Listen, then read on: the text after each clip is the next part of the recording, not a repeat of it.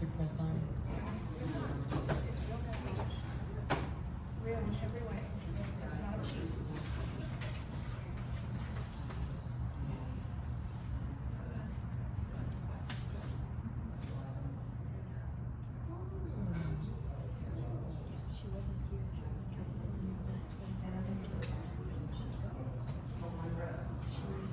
Just so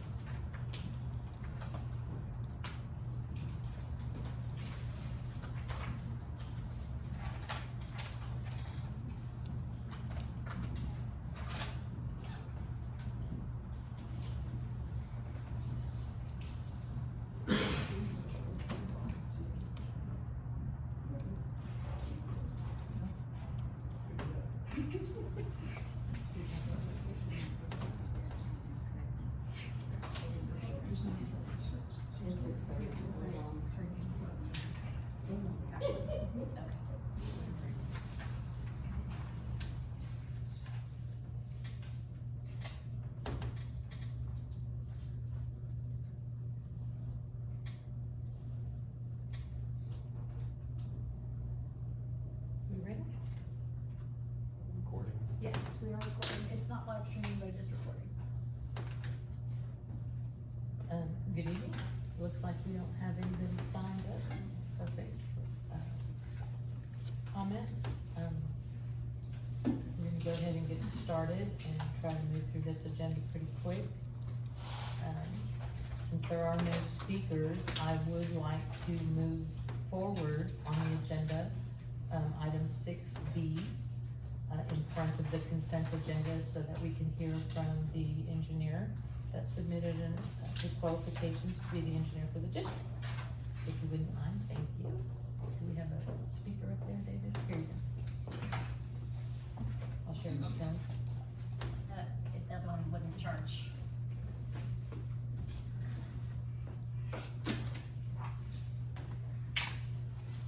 Alright.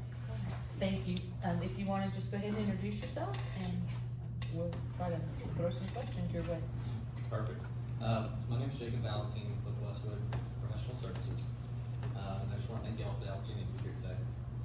Give the opportunity to submit our qualifications and see if we can be the right fit for y'all, for your district engineering. As you saw in our SOQ, we're very multidisciplinary.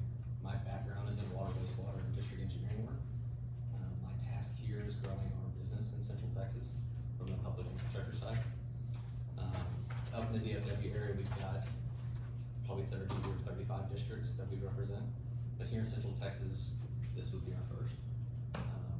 My background, 10 plus years in Houston, district engineer, lift stations, and water wastewater plants. Everything of the nature that you have going on in your district. Even had a district that had their own 2 parks and managing that. So kind of understand what y'all are going through, listen to some of your board meetings just to figure out what all you have to do. So, that's kind of my background, our engineering background. We have all the services you would need. Adriana is here, she's our landscape architect, in Austin. 1 of 2, so we have 2 landscape architects in our Austin office. And we have someone starting on Monday who will be the landscape lead in Austin. And he has over 20 years of experience with the city of Austin doing their parks. So, I think we have some experience there that can at least be a sounding board just to help you guys out. Just from what I picked up about what you guys have going on in the district, your emergency repairs at the Hatchville station, lead and copper rule revision. Let's see, just apparently mapping dock stations around the district. We have a map for that. So, all of those things are stuff that we can easily jump into and help out, and just be here for y'all on that. So, I don't think anything that y'all have going on would be new or something that would be difficult for us to get absorbed into pretty quickly. So, with that, I'll, take any questions that you guys have. David, do you have any questions? You touched on the lead and copper, it's something that is new, how far, I guess it's new for everybody. How far into the process are you with other districts that have, So it varies. A lot of our newer districts, it's very easy to submit an inventory because they were built, within the last 10 years and you have those records. For the mature districts, there's a little bit more background that's needed. The TCQ is still figuring it out, so they're rolling out guidelines and practices and having go up in October this fall, because the deadline is October 16th, 2024 to submit inventory. So the short answer is it varies across districts, and it's a lot easier. People have records, and you can see what the plumbing code was in the area at the time. Right. So how far in advance do you think it would take, to get that work submitted? How much time are you looking for? Because I'd rather have it a little on the tail end side of it, in my opinion, so everybody gets these little bumps out and we kind of take advantage of that. How much time do you think you need? Our last engineer stated that, most of the district, except the oldest ones, there is record on it, and that we would only need to spot check a percentage of the district. So I'm just wondering how much time frame you are thinking to. So, your district's not terribly large. I think you have like 1,900 connections. 1928. Exactly. It's gonna come down to records. So from our communications we've had with the TCEQ, they even emailed us this like funnel diagram. And what they really want most people to do is stay at the top of the funnel, which is like step 1 and step 2, being plumbing code research, building code research. And if you can prove that, they really want to minimize actual excavation and disturbance and stuff, which is like their common step. So my engineering answer is it depends based on what data we can pull and validate that 90% of the district clearly doesn't have lead or copper. I don't know how much work the previous engineers done. I know that in some of the meeting minutes, it was like they were asking Cedar Park for some data. I don't know if they got the data. If we had all the data and we just needed to create an inventory, probably less than 2 months to have it all. The communications we did also have with TCQ is it's a living and breathing document there. So we can submit to them, and if we come across more data or information, we can update that document. Yeah, my biggest concern is the lift pass station, that we have ongoing. It's something that, I'm guessing you're gonna be okay with just jumping in and taking care of that aspect of it. Sorry, did I hear you right? The lift station? The lift station, yeah, the hash lift station. So, I don't know much other than what was in the very brief engineering reports. It sounded like a pump failed, and y'all had to issue like an emergency repair to get TCQ approval to go in and do the work. You have a contractor working on it currently. That's nothing crazy.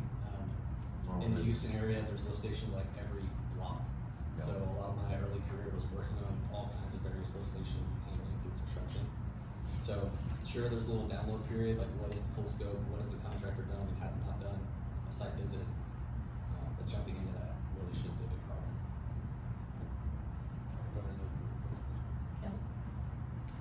Yeah, David, addressed my main question also about being able to jump in kind of mid-project on the hatch lift station.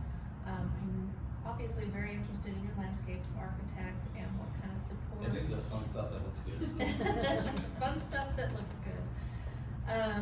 What kind of support, can you guys provide to us as far as installing a new playground and making sure that we're compliant with every applicable regulation? So I'll start and say that I'm not very good with a wrench, so install's not what we'll do.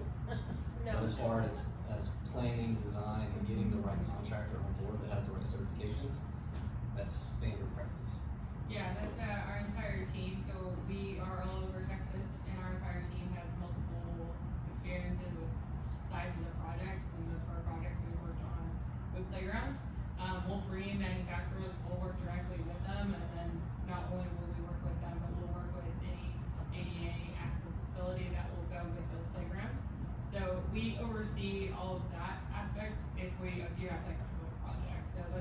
that's a big, huge background that we have with all of our offices and teams. So it's nothing new that we haven't seen before. So we've had it on most of our multifamilies and residentials that we've done.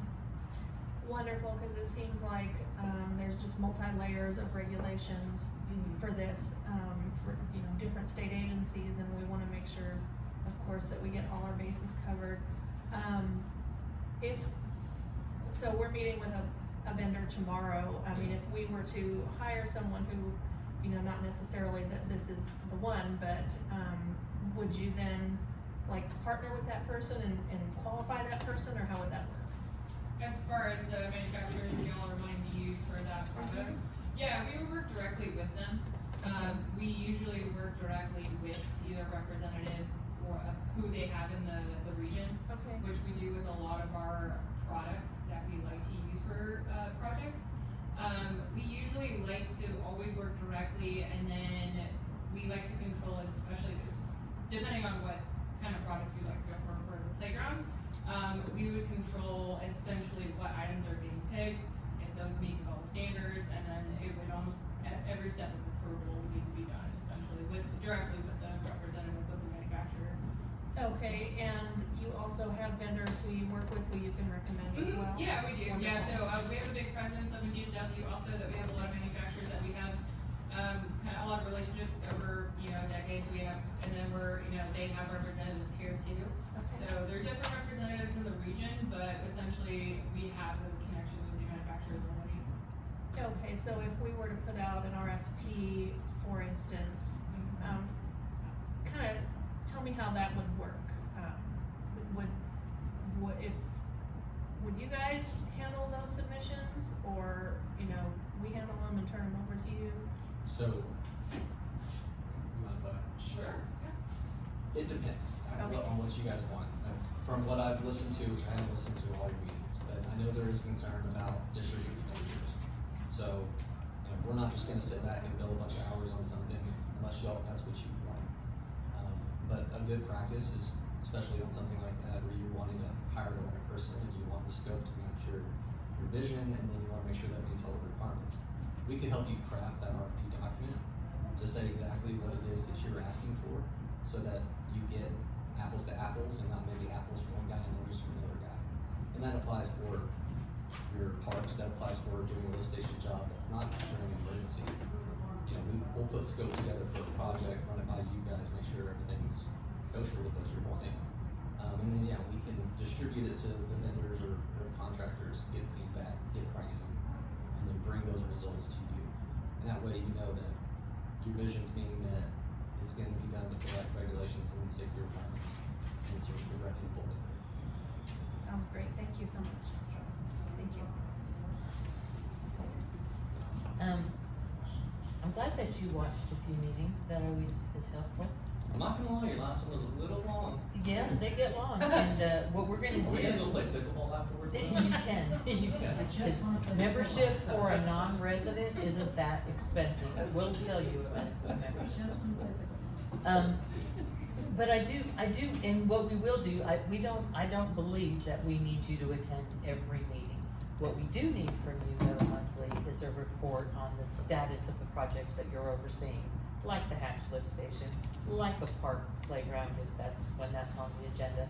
And then there will be occasions, I'm certain, where we'll want to actually talk to you and ask you to come to a meeting. Sure. But we are trying to reduce the cost, the administrative overhead of these meetings, and one way to do that is to bring our by the hour consultants to the top of the agenda, get them done, and then send them on their way. Not because we don't like you can stay on your own time, but we don't wanna pay you to sit through an entire lengthy meeting, so that's kinda how we operate there. And that hatch lift station is, a serious problem at this point in our district. And we don't have anybody overseeing the contractor who's doing the work, so that would be your probably jump off, that's where you'd have to start. The lead and copper, based on billing from our last engineer, is way into the process. They've identified properties that they would have to actually physically look at.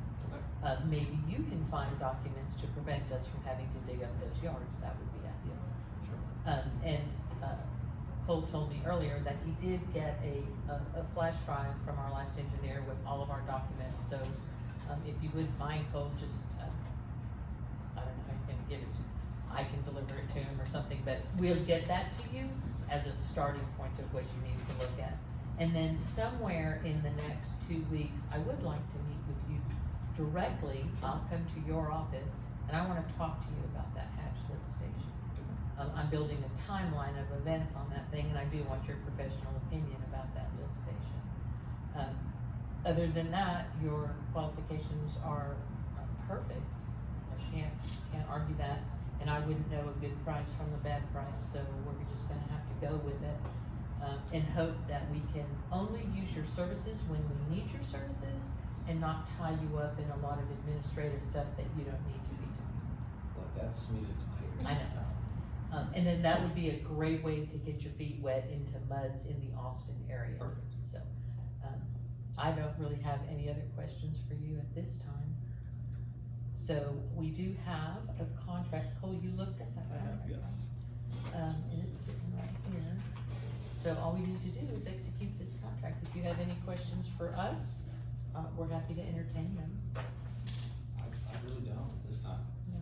Happy to get the files and dig into the actual station and see what we gotta do. Okay, I really like that. This has no signature on page on it, so. It should. Go 2 pages up. It does.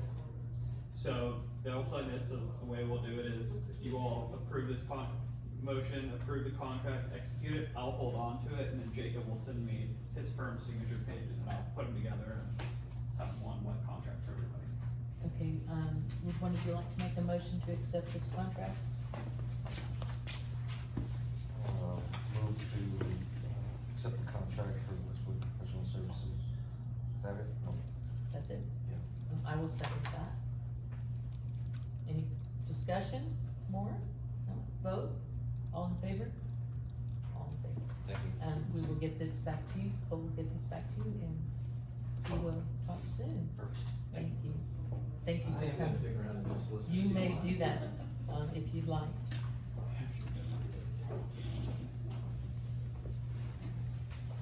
Okay, in that same vein, we're going to go next to the accountant's report, and Lisa is here tonight with her friend, if he's gone. Oh, there it is. Well, thank you. We have Ashley on Teams, and Ashley is going to actually deliver the report. And then after that, I'll share some additional information with you.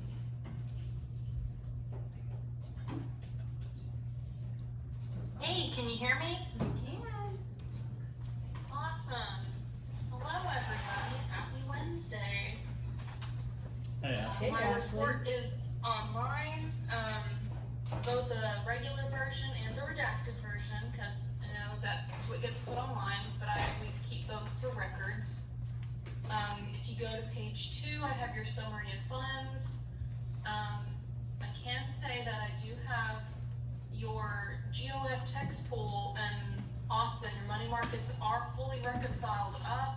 I'm about halfway through your cadences now, and the central. I'm about halfway through the fiscal year on those now. So lots of progress, got a lot of stuff posted. These are in italics your estimated balances. So those might fluctuate a little, but they should be pretty close to what they actually are.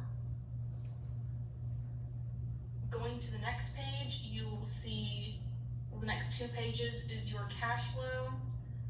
For all your checks, there are some voids here at the top that are getting reissued. Then the wire that we will be requesting to cover checks. In all the blue, you will see all the payroll that has been processed since the last meeting. That's fees for the last meeting, along with Kelly's additional stuff, and then all the security. And if you'll notice on the last one for Eduardo Maldonado, that is his final invoice. So that's complete now. No more, I believe that's roving patrol. We're presenting check 6102 to 6140 today for your approval, excluding check 37. That one slipped in by mistake. We have voided it, and then we will be holding check 6128 for final approval. We are getting all the invoices now, I think we're finally good on that. But if you do notice anything that we should be paying that's still missing, let me know. I think Mackenzie got me everything now. I'm still working on getting an AVB. It's super close now. There's pretty much 2 items that I'm working on, but one of them touches several accounts. So it's completely inaccurate until I can figure that last thing out. But that is close, and it should be complete to be able to send out to the auditor on time. That's my report. Please let me know if you have any questions, or direct them to Lisa. Ashley, I do have something for you. All the, payroll, disbursements, we don't have, other than Kelly's fees of office from 4/25 to 9/13. We don't have, any of the other supporting documents. We don't have the constable or the roving patrols, timesheets, if you will, for lack of a better term. And there is. Oh, I can upload those. Please do, and there is still a concern for me about the fees of office that were paid on 9/18 for Hanoi, David, and myself. I know that I did not submit a fees of office form for the meeting on 9/18 until, this meeting. So, I don't know, I don't want automatic checks cut for fees of office. We have to submit a form requesting that before those fees are paid. And now Kelly has put, 9/13 was probably, unless I look at it, I won't know, but I think that was probably a committee meeting. Cause the meeting, the board meeting was on 9/18. Did you get paid for your 9/18 meeting, a check around 200? That meeting got moved up to the 13th. Yeah. You all met on the 6th and the 13th. Board meeting was the 13th. Okay, so the board meeting was on the 13th, okay, well, that has not, I did not submit that until this month for my fees of office, and I did not cash that check because I knew I hadn't submitted a request for it. So if your direct deposit, it would have automatically gone in, so I need to see, Ashley, I wanna see what documentation you have for producing those checks. So that's actually my decision, since the meetings are recorded and we have a record of, when you sign the documents, it says I attest to the fact that I attended this meeting. So here in the report is now the opportunity to approve that, because that information wasn't in the last report. So even though it was issued in advance, we can certainly change that, but I am absolutely, feel very strongly that we need to pay in a timely manner Agreed. for those, because I will tell you, and Cole can speak to this too, I deal with issues on a regular basis about how many per diems have been taken in a year, have they been, you know, if you wait 2 years to turn them in, and that Yeah, that equals doesn't- $7,800, even though it's 2 years worth, we can't pay more than $7,200. I understand. So we want those things to be up to date, and you're approving that at this meeting, unless you say otherwise, Cole. I think because of the fact that we have a documented, version of their attendance at the meeting, and the fact that they're now have an opportunity to say yay or nay in approving the report. I would like to say, that we have a policy in this district that you have to complete that form. You have to send that form forward to the bookkeeper. I appreciate that you need timely submission, that we can give you, that we can assure you. But there are some meetings that we do not claim a per diem for, so to automatically generate a payment is not the way to go. That's why we have, I think it's even by resolution for our, board meeting procedures that we have to submit that document. It is the receipt for the check. So yeah, you will, I don't know if you have that policy, I'd have to go back and look to see. That would just be a board policy. All of our districts, what we do is we have the bookkeeper cuts a check for that meeting.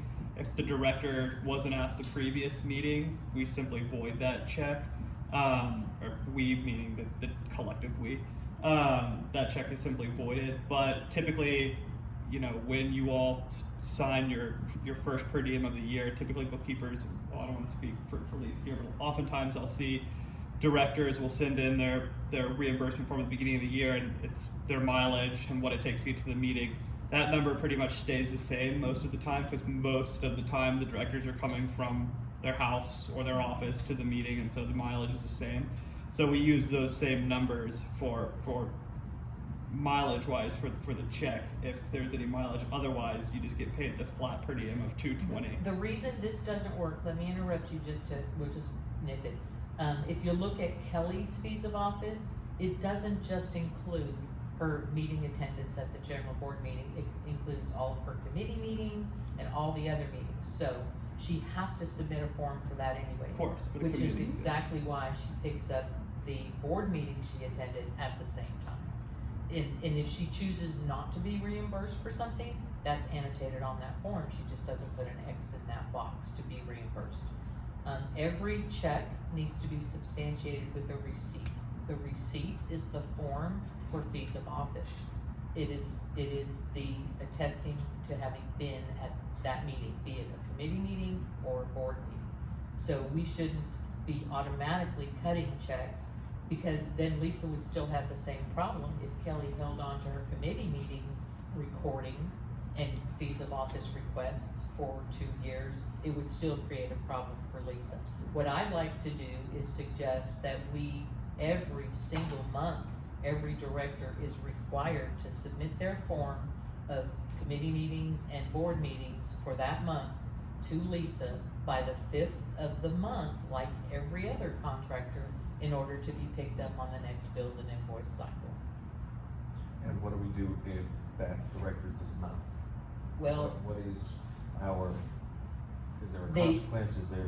They wait till the next month. They wait till the next one, but at some point, she's gonna have to cut it off, because when the year ends, we don't want the accountant to have to keep track of I how agree. much did you get in this year, I and now agree. you're asking for more for this year. It becomes problematic for the bookkeeper. I Cool. definitely understand what she's saying. Is there, can we withhold, directors' fees if they do not submit them in a timely manner and we won't pay them out, is that?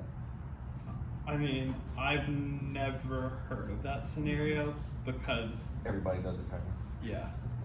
But- or they, Or I it's mean, automatically a cut check. just for the regular board meeting, Right. it's automatically prepared, and if they're not there, the director will rip it up or say, I'm not here. Or if the bookkeeper knows that the certain director was not at that regular board meeting, they just won't write a check for that person. They'll write them for the directors who were there based on the recording. But for any type of committee meeting or anything done outside of a regular board meeting, no one will know what's done unless a report is issued to the bookkeeper. So the bookkeeper is not gonna ever cut a check for anything just Right. verbally. They would have to get the receipt of that, yeah. But if a director came back and the director's not on the board anymore, came back and said, hey, I was at this meeting, committee meeting 6 months later, are we gonna pay that? Or is it something that we can say, no, we're not paying? Yeah, I don't think you would pay that. We've had that happen before, which is exactly why we have a policy that requires that fees of office form to be Yeah. filled out, because that, we did get in that trap in 2020. Yeah, and I agree, we have to be timely manner, do it every month, so this way our books reflect and it's, everything is transparent and it's very visible to the See, public. If I could just insert, for all of my districts, and this has worked out well, because most people, you know, getting something back to us, or they forget, and I get it. I was a director for 17 years before I was a consultant, and I was probably one of the worst. So what we do is we would put together a document, and we would have, you know, as we're preparing for this meeting, we would have this meeting up at the very top of the document, And then, like Cole said, normally we get to know your mileage. And of course, you can always change it, say, you know what, I didn't go this far, I went further. And then after that, because we're getting communicated on committee meetings, we're getting copied on everything, we see who's attending what meetings, we get minutes, we get any kind of additional meetings, so we're automatically filling those things. And then typically when we get to the meeting, sometimes board members will communicate to us and say, this is what I've attended. And so we put together a simple one-page document. I know I brought it the first day we were here, and that document has all of the dates listed. We fill it all in, and then we leave a few blanks so that if you do come and say, oh, and by the way, I had to do Open Meetings Act training, and so, oh, well, we didn't know about that, so, you know, we'll add that in there, and then they sign it, and then that is the document that says I attest that I have. It's a much shorter document, and it is something we prepare, so it doesn't put the responsibility on the board member. I'm just saying, this is what I do with all the rest of my districts, and they seem to like it. If you guys, you know, prefer to keep it the way you have, the TCEQ, and I believe it's the state, I guess it's the state, code says there has to be, you know, the board has to approve, the per diem. And, you know, board members have to state, you know, what was the purpose. Right, and that form captures that information. And I don't think all of our meetings run through, or when you're scheduling meetings, outside of financial, like for the Parks Committee or for infrastructure, you're not CCing Artisan, are you? So they wouldn't have those either. We should be copied on as a bookkeeper, we should be kind of copied on everything, just so that we're aware for things like that. If you are thinking about spending money, it impacts us in some kind of way, even if you're not making a decision or even talking specifically about it. And that's why, you know, we may not be engaged the whole time this meeting's going on, but Ashley sits here and watches the rest of this meeting, and I watch these meetings either live or I go back later and look at them. Because there's so much information that you sometimes don't even realize that the bookkeeper needs to be aware of. If something gets discussed later on, or somebody makes a decision later on that does impact our ability to do the best job that we can. Well, what's gonna happen, with the fees of office form that I just submitted is that form includes that office or that meeting on 9/13, which you have already paid for. So you're gonna have to be mindful not to pay it again. So, I'd like to pull. So you have that check, it's your choice, if you've not destroyed that check, you can, keep that check and cash it, because doesn't matter when it was written. The minutes show your attendance at the meeting, so Right. that is a written document. Right. No, I have not cashed that check for $204.09. I have not cashed that check because I did not submit a fees of office form for it. But this is what I wanna do. I want to pull the policy about how a director can obtain a fee of office in this district, run it by Cole, let him figure out if that's the best way or not, and then move forward from there. I would like to ask that you don't cut a fee of office check for us three sitting here tonight and let us submit that form to you. And then what we'll do after he looks at that form is we will do a resolution for this board to submit their documents, and we will literally timestamp it so that the bookkeeper has it by the 5th of every month going forward, and that way she doesn't get behind in the bookkeeping and we're not crossing fiscal years for her. And that will help her, and it will keep our records straight as well. So let me make a note to pull that.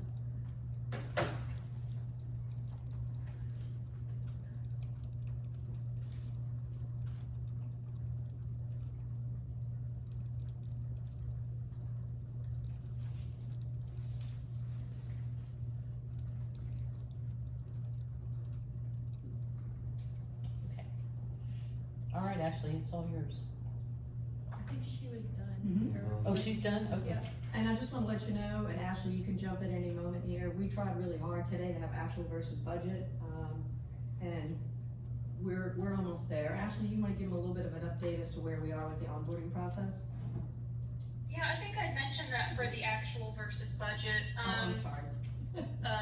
The full onboarding onboarding, it's just a lot of little things as I start going through stuff more and more, like down to every single month, because it is the whole fiscal year. It's just like little documents that maybe I can't locate or that just need to be shared, because things, there's always backup requests going from bookkeeper to bookkeeper that go on for months and months, because it is such a big transition. And it's going well. We have made a lot of progress. Things are much better now. It's just a lot. There's a lot going on in the district. Ashley, did you get a flash drive of electronic information from Infomarket? Yes. County? You did, Yeah, good. it's a ton of information going back for 5 years. Perfect. It's a lot to sift through. I think I said to Mackenzie the other day, it's probably more than I needed, but like I said, it's like little documents. It's like very tiny things, because I'm getting down into all the nitty gritty details of everything to make sure it's all gonna be nice and clean for the auditor. So tell me this, now that you have that much data, if I ask you to pull all checks written to X, Y, or Z, you can now do that? No, you, For the Lisa's last shaking her year. head. Only for the last Only for year. the last year. That's really problematic, because when I'm looking at history and trying to build timelines, I need to go back at least 4 years. So how are we gonna do that? Well, I will Now, tell you, the operator would have that information, your previous bookkeeper at your operator, they would have all of those files, and we could build the information, it's just not readily available in QuickBooks to us. And I mean, I could take the time and go back and enter that many years worth of information. I don't think it's worth it to you for me to bill for that, because that is well outside the scope of something we would do when onboarding a district. And a year's worth is usually what we do, so we can get into the fiscal year, and anything prior to that, there's audit files, all sorts of documentation. It's just a bit to dig up. It's not readily available, but like I could get it. Well, I understand the amount of work, and I'm not gonna ask you to do that at all. Can you report from that flash drive? Are you able to, do searches through that flash drive? Or Mackenzie, is your accounting department willing to continue to say, like I did the other day, show me all the checks for M&C Electric? I mean, they'll accommodate as they can, just understand it's not gonna be a priority for them because they're not getting paid by you Exactly. all. So they'll accommodate me specifically, cause I accommodate them. So over time, yeah, I think that we can manage it as they get things underway, and we'll just have to kind of deal with it as they come across, but just know. It isn't that often, and it Yeah, isn't that correct. much. But it is important that we be able to access our history records, because that's how we build timelines with these problems. Ashley, or Lisa, how many boxes of paper documents have been delivered by Infomarket County? so we now have 60 boxes that were delivered to us, and so we're, transported those, well, most of those, and we kept out the last couple of years. So if you're looking for historical information, the system that we use, and we found that they're a lot more reasonable than Iron Mountain, so we're trying to save costs for everybody, that we can pull that data, because first of all, I just kinda wanted to explain, when we did the onboarding process, Infomark has their own proprietary software that they use, and the financials that they were doing were part of that system. So, most bookkeepers utilize some type of software like QuickBooks or Sage or something like that, where in the past, we've been able to extract data and have some historical data. Even if it's not 100% accurate and reconciled, at least we can go back and look for checks and things like that. But in this case, we really aren't able to do that. But we do have all their financial records, and we do have all the audit files. So in the beginning, we're used to, especially in Houston, we're very much a paper-driven community in the MUD world. So we're used to having an electronic version and then having the paper as the backup. So we didn't have any paper for a while, and I think that left us kind of like, oh my gosh, how are we gonna verify this? Because we're so used to working with both of them. So we learned over time. I mean, and Infomark has been nothing but cooperative. They've sent us data. It was just a learning process for us to onboard. We've never onboarded bookkeeping from Infomark before. We've done it from other bookkeepers. And so it's been a bit of a challenge. Ashley, I think can speak to this, but I think she can probably find some of that data by searching through it. If you're looking for like checks or expenditures within a certain GL code, or we can actually pull the physical files from the auditor and go through it that way. If the information is important to get, it'll take a little bit of time. This company we work with charges us nothing to pull boxes out, which is unusual, so it's So, nice. are we paying you to store 60 boxes? Yes, you are. What is the cost to store 60 boxes? I have to go back and look. We just literally got it done about a week ago, and I've got an operations staff that's taking care of that, and so I can't say off the top of my Well, head. I would like to know, because we already pay to store records, and it would not make any sense whatsoever to pay 2 people to store records. So, please let me know what you're charging us to store 60 boxes of paper, and then I would like, I don't know. So who would do this. I'm not sure if I understand. So they had those boxes. They still store boxes, but it has to do with your operations. They gave us all the boxes that have to do with We bookkeeping. don't have your financial box. And your attorney, of course, also stores boxes. So in this industry, everyone is Stores storing paper. boxes because Yep. we're required to. I mean, we can go to our legislators and ask if we can just go electronic, but unfortunately, I'm with you. I would love to blow the paper up, but. Well, everything has a retention cycle, and everything has to be stored for a specific amount of time, so, I know Cole has records probably back from the inception of this district. Whether or not it's necessary to keep all those, we don't know at this time. We do need a much better record management policy in this district, because it costs a lot of money to store paper, and I if we understand. don't have to, then let's not do that. And if we do need a laid out records retention schedule, like how long do we have to keep director emails? How long do we have to keep the files on their drive? Those things are important to know, because it costs us money to hold on to data that we don't need. So, But we'll let you know. I do Tony. wanna know what it costs to Yeah. store 60 boxes. So we have, there's usually a simple description of what's in the box. It'll be the year, it'll say audit files, but it's not always very specific. So if we need to look through every one of those boxes and determine what should or should not be kept, that will take time, and we will. You're gonna bill for it, as you should, because we're not asking So- you to work for free. Yeah. Which is exactly why it was really, I was so hoping you could read the electronic files that were delivered to you, because that's quicker to do a search. We can read them, but they are basically It's a just lot. reports. It's like general ledger, trial balance. It's not something that, we can easily, if you would like us to put all of that into QuickBooks the same way in which we have reconciled this 1 year, we're talking hundreds and hundreds of hours to No, go back 5 We're not years. gonna do that. I don't think that would be feasible for anyone. It's not cost effective, and we're not gonna do No, that. I don't think it is. Because I'm sure a lot of those records we don't even need to keep. Well, I just want to say we feel really good about the books, and Ashley and I feel that we're very close to having actual versus budget at the next meeting, which would give you a lot more information. I did want to talk a little bit about, I know I mentioned this in the beginning. I've been in this industry for 28 years, and the first 17 years I was a resident director. So I, just like yourselves, and I did that for 17 years before I entered as a consultant. So the last 11 years I've been doing bookkeeping services. And I have to say, this board is very involved. I have a lot of admiration for that.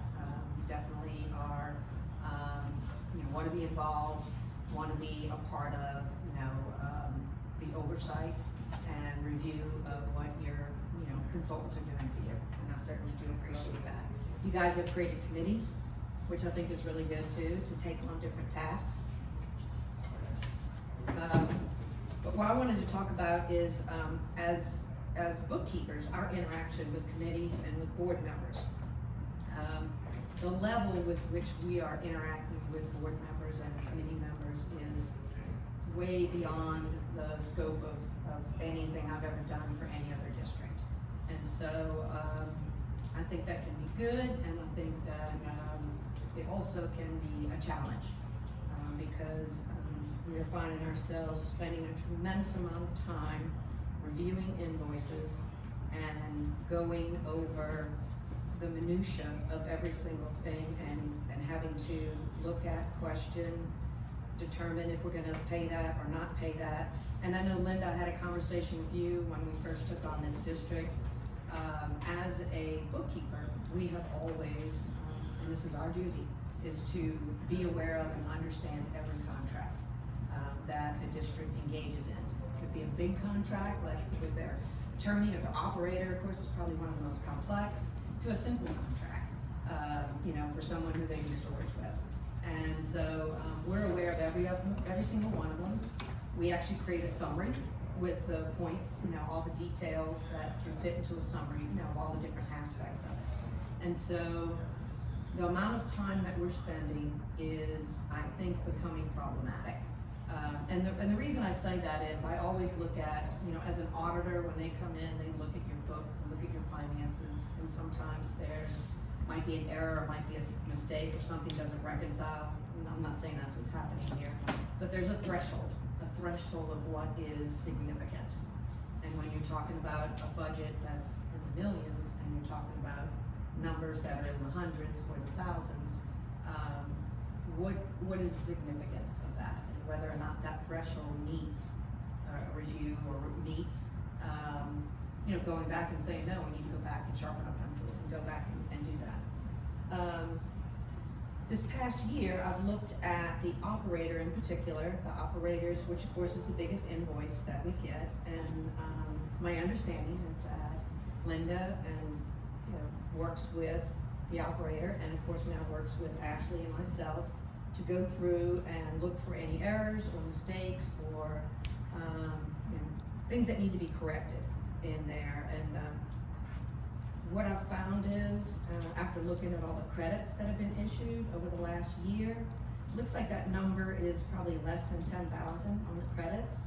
And so I've asked the operator to give me some detail about, some of them are an accidental overcharge, or sometimes there's an error or mistake that's made, which is going to happen. What I'm finding is about half of the times they're errors, and the other half tend to be concessions that the operator is like, well, then we won't charge for that. If you think that we didn't need 3 people to do something, 2 people would have been okay, well then we'll go ahead and do this. And this is all coming from me, because I look at what our contract says that we provide. I look at what we charge. I look at the scope of our, duties and responsibilities, and take it very seriously, because we, feel very strongly about doing the best job we can for you guys, which is what's important for the district. When I look at the amount of hours that we charge to spend doing that, I'm not sure that there is a gain.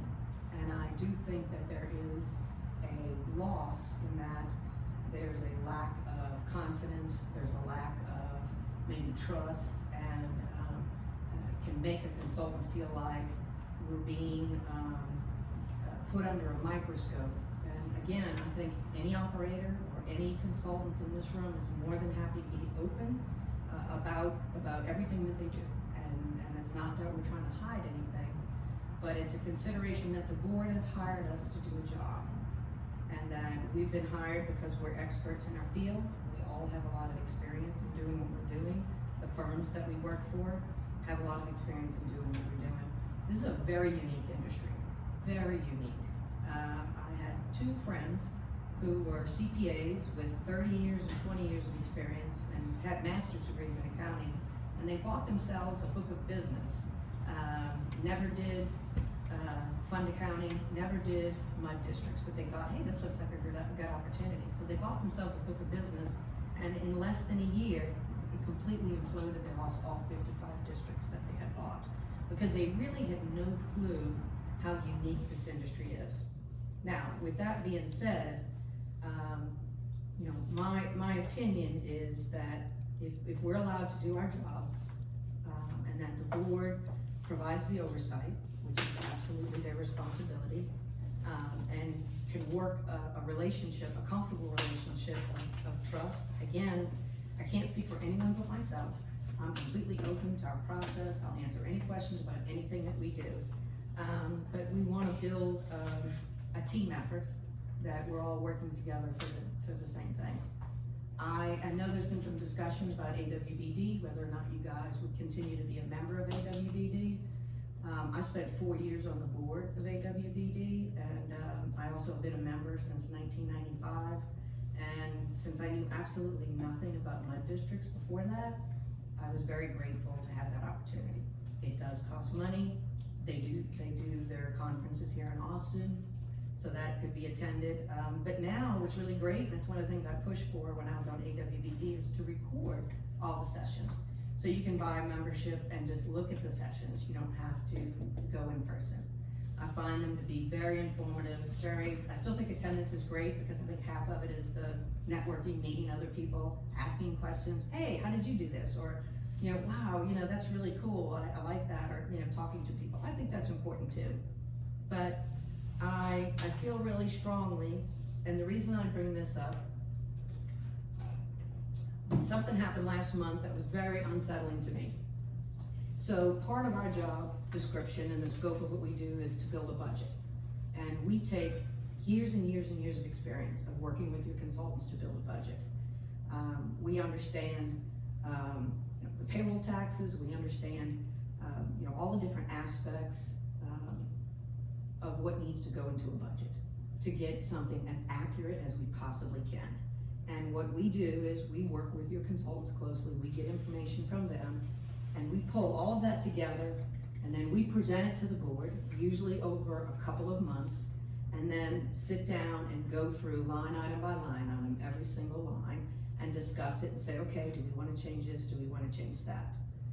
This process that happened for WTC MUD, we were communicating back and forth with a board member and making changes, going back and forth, documenting everything. And then all of a sudden, we found out that there was a budget meeting. We had no idea that a budget meeting was held and a budget was adopted. And as a result of that, we ended up with a budget that's not ours, that and that's part of our job. We feel like we try to be as accurate as possible. A budget, of course, is a forecast. We can't say for sure, well, your operator thinks that, repair and maintenance is gonna be exactly this number, but they work to provide as much information as they can. Maybe it's part of it regular maintenance they're gonna do, maybe they're just predicting based on historical information that they have, because they've been in this industry forever. But because of that, payroll taxes and fees are incorrect, based on what you've been paid in the past, and if they take the same per diems, their per diems have gone up, so that's a change there. Interest income was completely removed, and we need to separate that as a line item. And that's because the auditor will be looking for that as a separate line item. And so when we prepare the audit reports, we have to have all of that separated. Record storage, there was confusion in record storage between what's a storage unit and what is an actual physical unit that's, storing physical things. Like I don't know what you have in storage, but obviously you must have some kind of equipment or something like that that you keep in storage. All the GL codes were dropped from it, so for us, we now don't know, other than based on description, exactly what is meant to be in that particular GL code. So the general ledger code is that code that we create, that's part of our chart of accounts that we give to the auditor, that we use to document. And so when we don't have that information accurately, then we're gonna start having problems. And then bank fees were dropped. We're going to have bank fees, and we need to separate those out. Payroll taxes were rolled up into payroll, like actually paying people payroll. Those absolutely have to be separated out too. So the budget is the duty of the bookkeeper to present and do all the detail, and then of course it's to the board's decision as to what they want to adopt, with the guidance from their consultants. And so, my concern is, if you have committees, are committees supposed to be making decisions? Because if the board is only seeing what the committee has decided and not what the consultants are wanting to show or provide, then I see that as problematic. Then I see that as problematic that the entire board is not getting the opportunity. I think committees are great, they can help save time, they can help, do some work that doesn't have to be done in a board meeting. However, I don't think a committee or an individual board member has the right to make changes to something before it goes to, or eliminate or change, without the rest of the board seeing it, making a decision. So those are the concerns I have. I take my job very seriously. I wanna do the best job. We've worked really, really hard to pull these books together, and we feel like we're really close with getting them together, and should be able to get your next budget on time. But these are things that I feel need to be addressed because they're problematic for me, and I see us having problems down the road. The budget is a big thing for us. That's a big problem for me, that, how I'm gonna go forward, because I'm gonna have to recommend that you change your budget again. Because Let me address your concerns, Lisa, and we'll just move on with the accounting item. When we talked before we agreed to hire you, you assured me we would have this information 5 business days prior to our meeting. That hasn't happened yet. Understandably, you were onboarding, you've been onboarding, it took a long time. When we did our budget, you didn't have our information yet, so you couldn't have contributed to the budget much. I appreciate that $10,000 worth of mistakes is minuscule to a $2.4 million budget, but I'd like you to appreciate that we take an oath when we take these positions to be fiduciaries to the people's money. It is their money. And 10,000 may not be a lot to a $2.4 million budget, but it's a lot to people who can't pay their water bill. So I'm not willing to turn a blind eye to mistakes in the bookkeeping. And they are not bookkeeping mistakes, they're operator mistakes. And it is, perhaps, we'll get better when that contract is more understandable and more clear. So I do appreciate that it does take time, but if you're not able to answer our questions, and we don't even ask questions until we get the bills and invoice package. I mean, it's not like we're hounding, or at least I'm not bothering Ashley during the month for information because she doesn't have it yet. And she can't look beyond a year, and when you're building a timeline, I need more than a year's worth of information. So trust is earned, it is not automatic. And until the last 2 months of bills, there has literally been no errors other than some missing receipts from the operator, not from all the other invoices. The payroll stuff, I don't have anything to document that. We're not gonna trust the bookkeeper to make payroll to our constable and our roving patrol unless we look at their time accounting, because that is limited in scope to what they can work, the number of hours they can work in a month, and when those hours are. So we are different than most districts. We don't rubber stamp our checks. We don't do that here. We actually look at them, and we look at them against our contracts, and we make sure that our contractors are charging what our contract agrees that we will pay. And we don't ask anyone to work for no money. We don't do that. We want to pay them for their services. But we have to have some agreement of some ability to get answers to financial questions. And the only one who holds our financial data is your firm. So where else can we get it? We don't have access to the records. We are dependent on you, mostly Ashley, she's been terrific, to give us that information. So I don't know of any other way to do it, and I am never going to approve paying a contractor because he only has a couple of $1,000 worth of mistakes in his invoicing. That's not gonna happen. But what's happening is you're vetoing some things, and the board is not having an opportunity to make that decision. No, that's as not far true. as- That's not true at all. We actually bring it up here in this meeting, and we discuss why we are pulling these checks, why we are not paying this contractor, or why we are not paying this invoice. And in every case since you guys have been on board, it is because of lack of documentation. If there is no vendor receipt, no subcontractor receipt for an $18,000 charge, you would not suggest that we approve that charge. One of the things that was so appealing about your firm is you guys said you would be making sure that every invoice had supporting documentation. And so far, it all matches except for the operator stuff. Now that's huge, as you can see here. That is enormous. It's an enormous amount of paper to look at.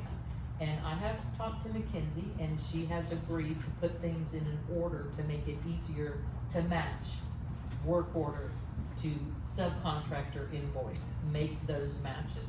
Right now, we don't have that. And unless we can make those matches, because I am building a timeline specifically on that hatch lift station. If I don't have a vendor receipt, a subcontractor receipt, just an Infomark work order that says pay this $18,000, I can't in good conscience let that go. So I'm trying to understand, in the past, the, constables have been paid on a bi-weekly basis. Right. And so I don't know how the board's approving every single payment because they're only meeting once a month. I explained to you, Infomark Accounting had set up a system where they had the ability to issue checks without board signatures. Remember, and you didn't like that at all, and you fixed that problem for us. But we didn't sign these constable checks that have been issued here either, so I don't know how They're that. being paid by ACH, they're being paid by ADP, the same company we're using to pay you. Okay, And so they're being paid that way because I have had, all three of the constables calling me on a regular basis. we only have one. We have two. We have two. You have I hope. Roosevelt, you have, Mark. Johnson. And you also have, Had Eduardo. Eduardo. Oh, So that was the there's been regular. three people calling me on a regular basis wanting to know where their money was. Well, So I'm trying to pay these guys in a timely manner And- and they're and- getting very upset. and we agreed that payroll would be handled by a third party, not your firm. Somebody else is doing the payroll for us. And again, every 2 weeks is how they've always been We're paid. doing the So- payroll, so- we're using a third party company.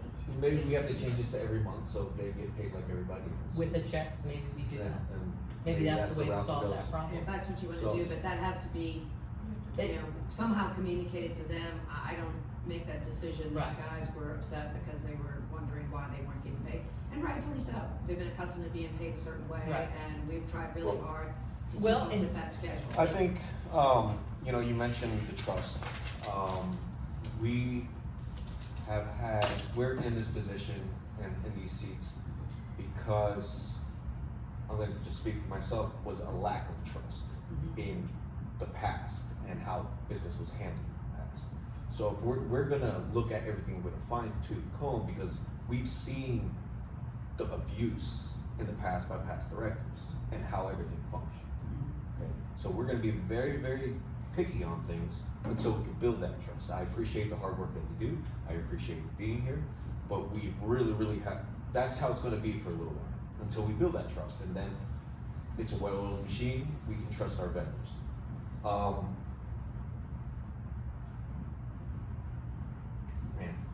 Brain just The blacked budget out. is a big problem. But no, I agree with you. Yeah, I That's don't know something why that we should weren't have been included. included, and I apologize that you weren't. So let me speak to that. I'll say kind of, unless you have anything, I'll No, kind of that's just- jump in and say the last words unless anyone has anything else to say. But, so one, the way when we were onboarded as well, we were just instructed to send the agenda to Mackenzie and Reese and it gets posted online. I think the board, you all have had the same consultants for such a long time that it was pretty routine when the meetings were, you didn't need to get an email. Typically what our firm does is when we have meetings is we send the agenda to online, the website provider to post it online. And then we also send an email to all the directors as well as all the consultants who are associated with the district saying, attaches the agenda for this meeting held on this date. It's just a standard email that one of our secretaries always sends out to everybody. That way, those agendas get out to everybody. Because we weren't doing that from the beginning, that's one reason they did not get that budget meeting agenda. And frankly, it slipped my mind because I came in and we were told to kind of, so I will take, I told this to Lisa earlier, I'll take responsibility for that. We're gonna start doing that no matter what, sending out the agenda once it's finalized. We always send out a draft to everybody. Once you all finalize it and we publish it, we'll send that out and then we'll include all the consultants as well so everybody has it. That way, they don't have to rely on going to look on the website. And if you all, if they're not at a meeting and you all have to change a meeting date for some reason, they're made aware of it because they get that quorum email. I don't think, I've worked with Lisa, our firm's worked with Lisa. She represents a lot of our districts that we have. I don't think she nor any bookkeeper who I've worked with has ever suggested just blindly signing a check and approving any type of amount. And I don't think that's what she was trying to say here. I think that the bigger issue with and I agree with Lisa here, is on that budget. It's perfectly acceptable for directors to look at the budget and to go through it and to work with consultants and do that. But the bookkeeper does need to be roped in on that because like she mentioned, it messed up the codes in her system, so now they're gonna have to redo a lot of it. And granted, it's more work for Lisa, it's more work for Ashley. It's really no skin off your backs, but it puts them into the position where they have to go through now and redo everything to key in the correct codes and then the correct monetary amounts. And so, that's why, so I'll take 50% of that blame I'll take 100% of that blame for not, including her on that 6th meeting. And had she been aware of it, she would have been able to come in and say, hold on, we can't combine these two line items, these need to be separate. So, I will jump in and defend Lisa and Artisan with the budget. So I appreciate you taking that. Yep. Yeah, and like I said, I apologize that you weren't included. I do believe that you should be included in absolutely everything that has to do with money, because that is your job. You said that it was a little bit of a loss, the amount of time that you're spending onboarding and that you're dealing with this district. I think that in any new business that you take on, or sometimes you are gonna take a little bit of loss. It's just trying to get your rhythm down, trying to figure things out as you come along. So you have to expect some type of loss for a little while. Do we all want profit off the gate? Absolutely, right? But sometimes it just takes a little bit, you have to hurt a little bit on this end to benefit on the other end. So I think, with time, you will see that it's gonna be less and less hours that we spend, because we still have to build that trust, right? Once we have the trust is there, you may not even hear from us, and we may be like, okay, you guys got this. But No, and I do totally, and I'm, like I said, 17 years I was a resident director, and I felt the same way. So that's, where we're coming from is well, the reason we're here is because of the abuse, and the AWBD, that was abused. That was taken as people's personal vacation. So to us, it's like, well, we're not gonna partake in any of that. We don't want any part of that. And So we I kind of saw wanna that too. distance ourselves from it. So from some of the information I've gathered, possibly, yes, it could be a great benefit, a great tool of learning, but also the MUD world is a money-making business. People make money off of months. It's what you're here for, to make a profit. We all have to make a profit somehow, some way to feed our families. So it's kind of hard, but I think, I appreciate your suggestion that it is a great tool. I will take that into consideration when it's time to Especially vote since the on it. sessions are online. Absolutely. It is very expensive to attend, and I agree with you, and I'll tell you, back in '95, before, Digital. social media, there were guys who would come with a golf bag, they'd pick up their bag at the conference, and you'd never see them again, and that infuriated me. Yeah. Because, I was the kind of director who would talk to people in my community. I had other directors go, why do you keep talking to people? Just keep your mouth shut, and that way you'll get reelected. And that's not what I was in it for. Right. I was Let me just very say this too involved. about that one, and it is later on in the agenda, I don't know who put it on the agenda, the AWBD, but let me just say this, and one thing I did ask Ashley to pull the last, all payments that she could get her hands on to AWBD. And the last annual, dues payment, never appeared on a check register in this district and was signed by 2 directors. So that never was approved by this board to be paid, and it slid through. Those kind of things are the things When was that? that was last year's, I can send you a copy of the check register from Infomart, and it literally, and these aren't the real numbers, 5777, 5778, and missing in the middle is 5776, a check to AWBD for, I think it was $750. So Ashley was able to pull the check for me through the bank and look at the back of it, or the signature on it, 2 signatures, 2 board signatures, that's all it had. And they got paid, for a year's worth of annual dues, and nobody attended anything that year. That's not a good use of taxpayer funds. And also. But we'll talk about that further when we get to that agenda item. I just wanted you to know that those kind of things, yes, I look at those things. I agree with that. I do want to, and I know we're trying to move through the agenda, Ashley is asking if she could just respond to one quick thing. Sure. Because I think a comment Absolutely. was made about, budget, and, Ashley, are you still there? Yeah, so there was a comment that we had no information at all for the budget, and I did have information, because I had comments from Cole, there was some stuff that I looked at, and I actually had notes for calculations that I made for certain things, to put them in the budget at certain amounts. There are definitely some things that I didn't get comments for, and I made notes saying that I pulled it from your budget, but there are things that I did calculate, like I didn't do absolutely nothing for the budget. Oh, good, so see, she was somewhat involved. Oh, yeah. Well, I don't and think then she was If she involved in got, the if she final. got Cole's stuff. She got comments from all consultants, yeah. Oh. Cause she distributed the budget to all of us, and at least I can speak for myself, I marked it up and sent it right back Okay. to Ashley for her to. And we incorporated that. And that was communication, Yeah. but We in the incorporated. end, I think you ended up taking the budget and creating a spreadsheet and making some adjustments to it. Because I and could then- not get actuals for 2023, where we stood and what was left. She didn't have the information yet, not all of it at that point. So yeah, and we had to set a budget before we could set the tax rate. No, I We had a understand that. deadline. I understand that a budget has to be set, we just didn't know that it was being done, like you said, we just wanna be a part of it. Well, and in the future, you'll be involved before we even start. You'll tell us when it's time. So your recommendation is that we revisit that budget? We need to revise the Okay. budget, and we can, certainly open up the discussion and get more feedback, but we're going to go through and make the changes that we need to make, and then we're gonna take those line items and fit them into our GL codes, and then we need to confirm if that is indeed the same thing. Okay, Because so- everything has to be coded by GL code, and then they're categorized. That could be done by Groupings. you and the committee prior to next month's meeting? Yes, And we absolutely, can put that on next month's meeting to go ahead and Yes. review and, because that's what we will be building our actual versus budget with, Okay. is that budget, and the budget we have now, we can't do that until we amend that. Okay. moving forward. Done. Thank you. Made a note. We'll add it to the next meeting.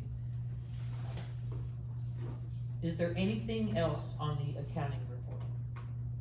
Payment of bills and invoices, the only ones I have pulled out of your stack are the operators' checks. If you threw missing receipts in there after 3 o'clock today, I haven't seen them, because I cannot spend 4 days trying to put together work orders to receipts. That's what I've spent on just the operators' work this month. That's ridiculous. So- Now, McKinsey has agreed, going forward, a work order will be followed by its supporting receipt if it's got a subcontractor attached to it, so that we don't have 6 files and we have to hunt through every file to find the match. Every work order should have the corresponding subcontractor invoice number on it. Every subcontractor invoice needs to have the Infomart work order number and invoice number. You should be able to cross-reference those I documents. can't guarantee you I will get all of that, but I can at least guarantee you when you get the report, it'll have work order and supporting docs behind it, so. I think can't that's edit- basic accounting I principles. can't edit a contractor's invoice. You can't write on. Well, I mean, sure, but I'm not gonna print everything and do that, that's gonna take way too much time. I agreed to put the Okay, put 'em in order. correspondence Put them in order behind it, and I cause can then do you'll it. look at the work order and you'll know behind it, if it says that there's an invoice on it, it should be behind it. You'll know that that's gonna correspond with the two. Okay, But I don't print everything, it's all electronic, that's so- okay, you can do it electronically, I can mark them electronically. When they get in the bills and I invoices. will put them behind one another, because I get them as two separate files, and I'm gonna have to go in and do it manually as well. Alright, so, these, once we can verify that every one of these work orders that has a subcontracted invoice with it, and we have that invoice here, and that invoice has more than a date and an amount on it, it actually tells us what was done. There are elements of an invoice that have to be met in a government record, and some of your contractors don't do it. And we're gonna do that so we know what we're paying for. It's important in building timelines. Lisa, can you, I guess, is that statement true that there are certain practices, things that we need, supporting documents from our subcontractors that need to be submitted on their invoices? Is there, What's the minimum requirements on an invoice? Minimum requirements on invoice, well, it would have the name of the company, it would have a description of the services provided or item that would be purchased, a date, that's the minimum. An amount? And amount, of course. and you're saying that some of the contractors don't even have all that? Right. Okay. It's rare, it happens. Okay. And then it's a hefty amount of an invoice, and there's nothing, and then the work, usually you can put it together with the work order, which will be a little more descriptive if the tech has put field notes on it. So, You can kind of make, so Mackenzie, you'll get that all to satisfy directly I'm file? gonna take the Good. 2 files that she's currently been getting, and I'm just gonna put the correspondence Okay. behind it. so we'll see if we can't make this go smoother. All the other ones are in order. And I actually went to the State Library and Archives Commission to look at the minimum requirements for a government invoice. So there is a standard out there, it is written, and that's what I'm looking for when I look at these. So, these two, again, if we can, You have the backup for them. I know, I'm just saying, And in if you, this- it's been given, so. yes, but now I have to manually sit there and take this much documents and put them together with its corresponding invoice. And you think it's I mean, did literally one of, almost all of 4 one of them today, and it days. took me less than 4 30 days to look through this, I'm a volunteer, I told you, I'm a volunteer, I shouldn't have to work that hard. What So, 2 invoices is it? this is, this is another thing, and I don't know how common this is in the MUD world. We're getting invoices and work orders from March, okay? If these things cannot be turned over in 30 days, I have to dig back to the bills and invoices from March, April, May, June, July, August, and September to see if we have already paid them. That is a And then problem. sometimes if there's a project going on, they may be holding to wait for them to finish. Is that before common? they- That- So, Yes, but so then, that but then the happens. end date is within 30 days of this meeting. That's because it goes through an audit process on our end. And then that's why it doesn't get marked complete until that audit process takes place. So you have a tech go out in the field, they do something, they need to get a quote for something. You have the time to wait for that quote to come in. That quote comes in, it applies to that work order. We have to go through the approval process, sometimes that requires a board meeting. I can bring it to you if I have to. Then after it's been approved, they move forward with the work. We still don't have an invoice, but it gets attached to that work order once it's done. So that's why you'll have a work order that can start in March. It'll have tech time on it sometimes it won't. They have to go out there, inspect, figure out what we need, get a quote for that, wait for the quote, wait for approval. Then, once we have approval, we still have a lead time to get that contractor out here. Then, once the contractor comes and performs the work, it can get to 30 days before they send us that invoice. So yes, you have a process, it's gonna take time, because then, once we get the invoice and it goes into the IPS system, our team has to go through and make sure that that invoice matches up with that work order, it's supposed to be for that district, it has the proper whatever coding on it, then it comes to me to review. Well, that's only gonna happen once before a board meeting, and then I review it, and then it goes through. So there is lead time, but it's because the entire process has to be followed and audited. And it's pretty standard in the industry, and I work with 8 different Can you tell me what the 2 invoice numbers are? operators. The 2 that you're gonna pull, because I can just put them together. 1145,607, this is from March 31st. And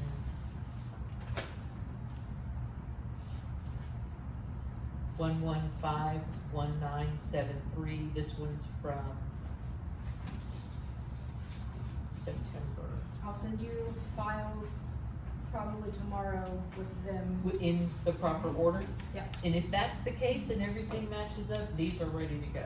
So can Most we of it I've approve, looked at. so can we You can, approve what you can do is this? sign the check, she'll hold it Hold until it she gets an until she- approval from the committee. So we have to make a motion for that, Yes. correct? You do, Yes, you yes. do. It has to be a board decision. No, go ahead. So, And I can also, wait, oh, sorry. no, go ahead.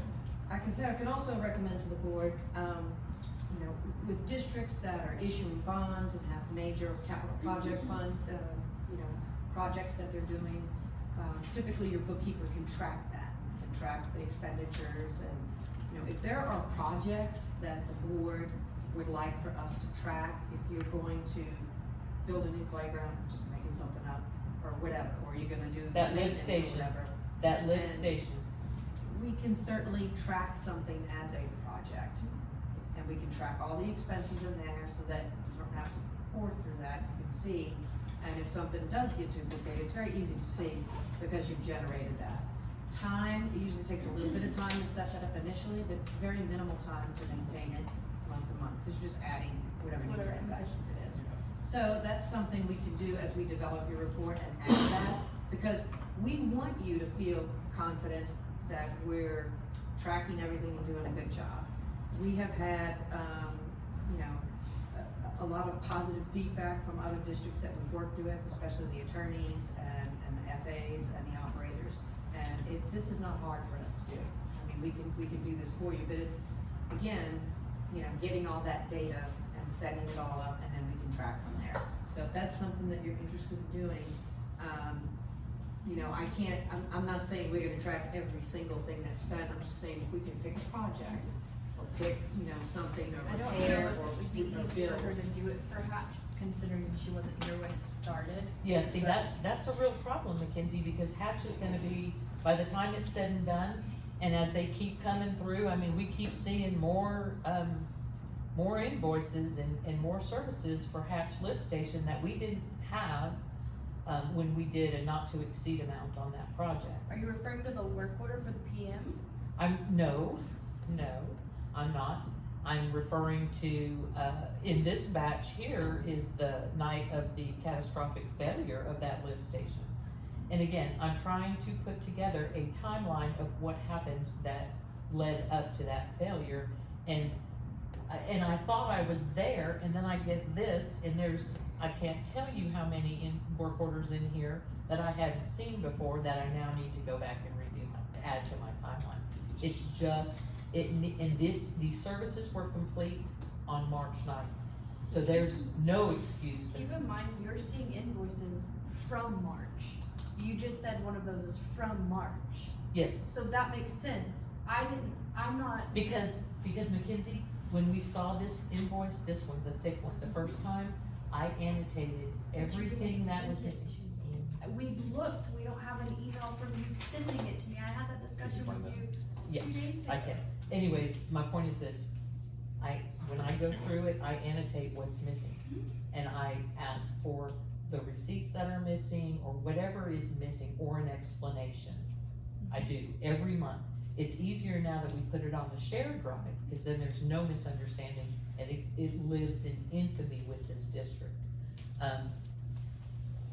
I will put the review that I did for this batch here.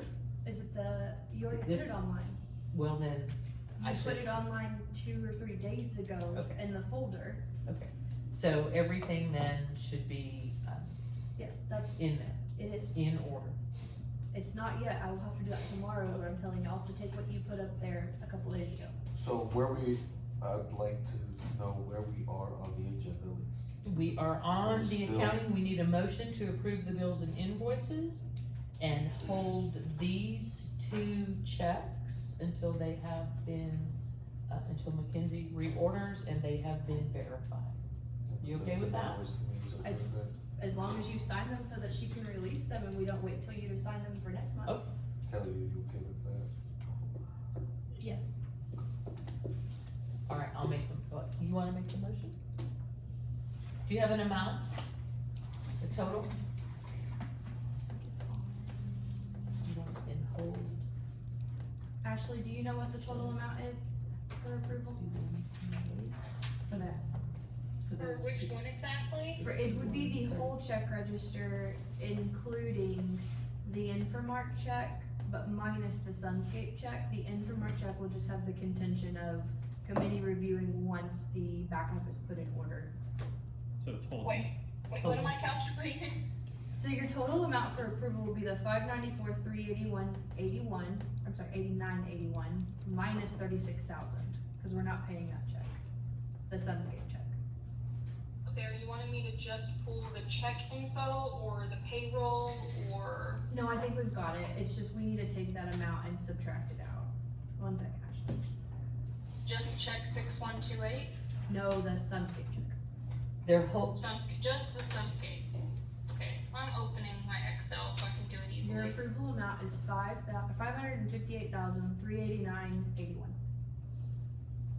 That's everything See, don't even need me. excluding the Sunscape check that was accidentally 558, included. sorry. Sorry, it's $558,389.81. And then holding 2 checks, okay.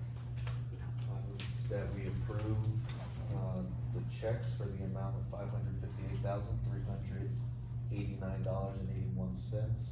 Holding check number 6128 and 6130 upon getting the information that's needed. I'll second. confused. It's not a check, it's the total. Kelly second. Okay, I'm sorry, You're okay, good, you're okay. good. I'm just going, we're both looking at each other. Thank you. Linda, is it 6130 you're holding? Cause that one is on here. 6128 and 6130. Okay, cause on here you didn't mark 6130 as being held, and we've completed the review of that. That's not one of those, I don't think. That was this month's check. 61, Did you answer all, did you provide all the 15 and answer all the 15, questions? Sure did. There was nothing missing on that one, I don't think. Was this the one, That was the first one we looked at. We started that one last week. Ashley said all were approved except for the she knew about the 6128 and 6134. We pulled 6134 Sunscape and 6128 is the one you had questions about. So scratch So out. the scratch It would just be 6130. Scratch 6130. And you pulled out Badger, I don't see it on here, so Badger meter's not on here. We're Correct. having a hard time getting in touch with Badger. Would you send that to me?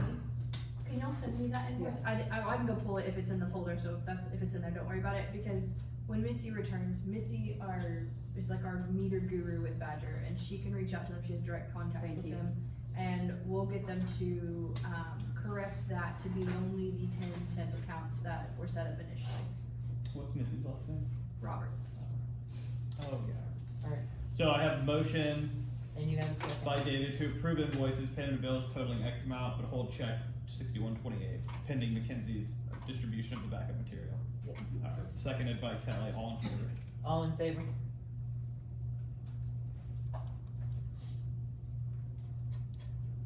Alright, moving on. Thank you, Ashley. Thank you, Ashley. Thank you. Have a good night. You too.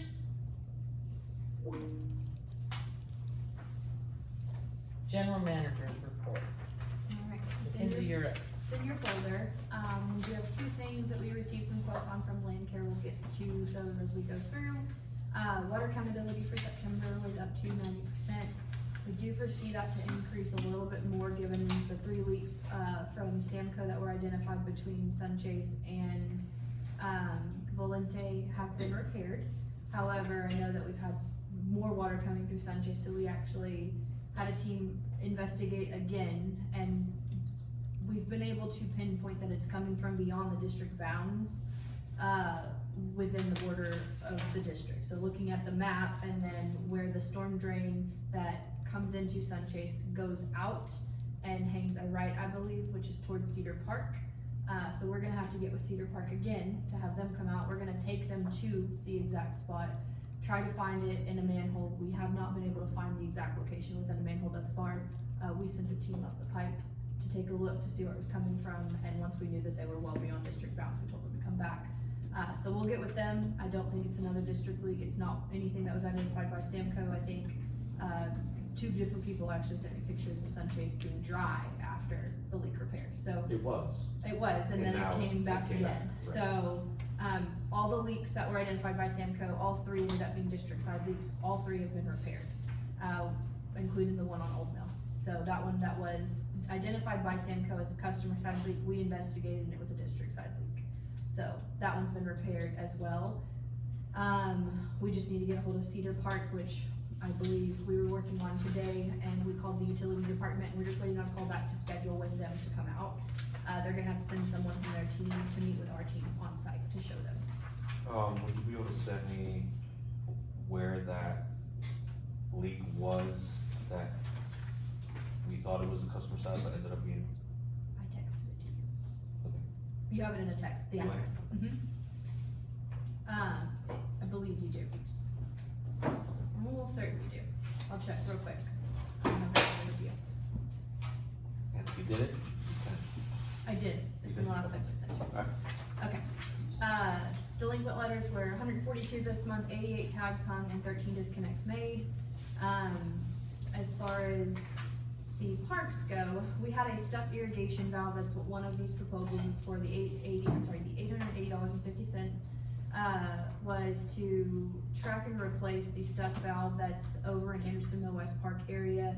It was determined by Land Care, and they brought the proposal forward to us. That's in your packet. Do you know what page it's on? I know we have a lot in the packet, so I would rather just be able to give you a page number. While Reese is looking for that, I'm gonna continue on. That's one of the items for approval tonight. Obviously, we would, on page 19, we would recommend approval of that just to go ahead, because that's obviously gonna be something contributing to water loss. So it's a stuck valve that's stuck open, But it's been cut off.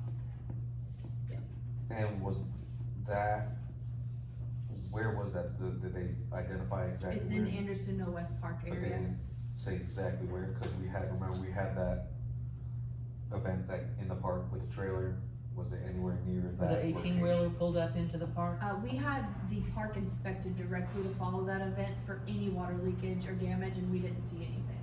So I don't believe it's contributing to that. Okay, We I can just wanna find- make sure. We can find out exactly where. He didn't tell me exactly where, but we can ask. Yeah, let's just make sure that we Ask can them where it is. identify that exactly, make sure it's not it's not from that.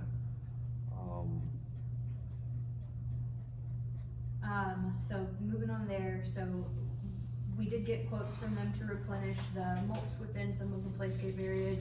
This was just something that Landcare noticed being low and decided to provide a proposal on. They asked if we would like them to, I said, sure, why not, doesn't hurt. So we do have those proposals in the packet as well, they're gonna follow page 19. I didn't recommend approval of those because we don't have any additionals for you all to consider, but I just wanted to put that forward in front of y'all so you know we have received some.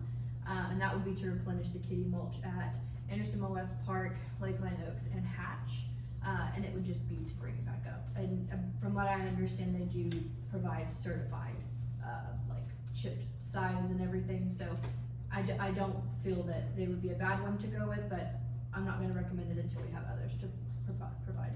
Yeah, I'd like to get with, Park Protect. yeah, Park Protect to, We can, I didn't wanna put too much effort into it, cause it wasn't something y'all asked us for, so it was just brought to us by Landcare. They do need to be replenished.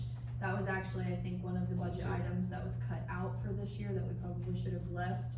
We had it on an every other year schedule, and that's, I think, probably not even what's recommended. I think it's recommended to do it every year. So just keep that in mind, we might have to add that back in. we have to do some Right, Wasn't and that a that's- failure from the safety inspection? It was It was. the most, Yeah. the highest. But we had it in the old budget, it was on an every other year basis, and 2023 was one of the years. Okay, do you know if they've conducted their first quarterly inspection yet? I don't believe so, I can check with Dustin, I haven't heard from him this month, though. Okay. So I'll double check with them and find out when. I do know that, he just communicated to me whenever they finished the swing repairs, they did the more extensive swing repairs. So So- those have been completed? I don't wanna get us too far off the track. No, they have been. They have, awesome. And so we definitely wanna make sure, that it's being installed to the ASTM depth. And I don't know how qualified Land Care is to us. I'll ask them, Yeah. they said they use a certified vendor, so it's a third party for them to do it. They just provide it as a service, but they use a certified vendor to do so, but yeah, we will, that's another reason why it's not as a recommendation for approval, it was just as a FYI, we've received this and gave me a good segue to bring it up that we need to move forward with. Yeah, it's a considering. high priority item, for sure. We'll get with Park Protect and see if they can provide us some additional companies that we could ask for quotes from.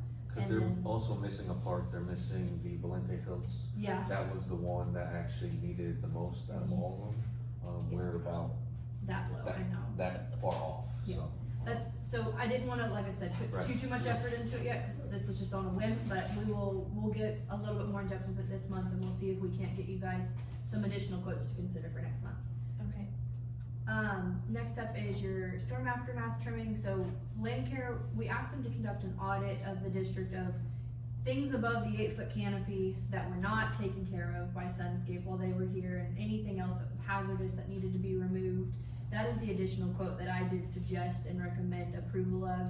What page that one's on? 22. So if you scroll down to page 22, you'll see their quote there. It's pretty much, 6,500. yeah, it pretty much covers all of the pertinent areas within the district that they were able to find any sort of hazardous limbs that are either hanging, dangling, or laying on other limbs.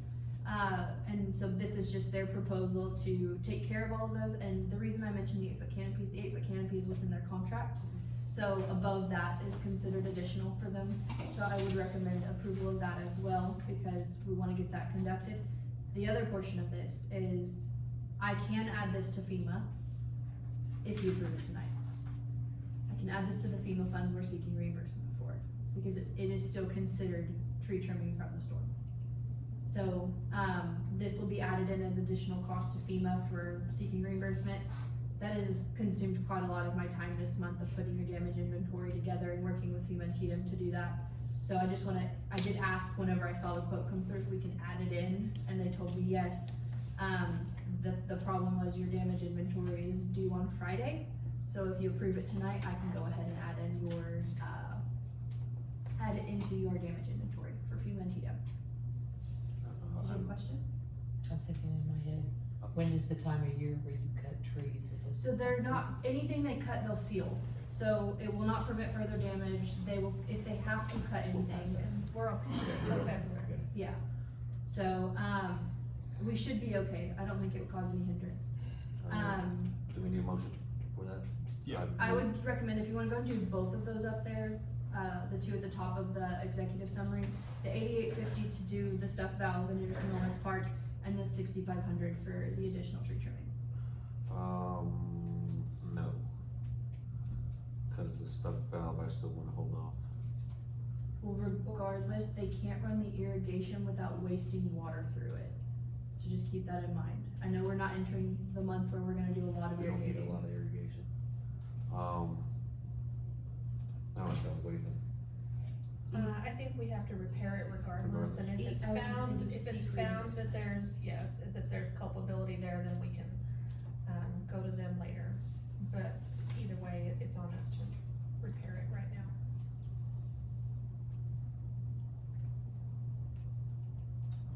I move that we approve $880.50 to repair the irrigation, valve in Anderson West Park. And move that Wait. we should That's do it. okay, you do them I was- together. I was Can gonna you do do it them together. together? Go for Yeah. it. And to approve 6,500, for the tree trimming in all the parks by Land Care. I'll second that. And that 6,500 will be, submitted to FEMA and TDM. FEMA by Infomart.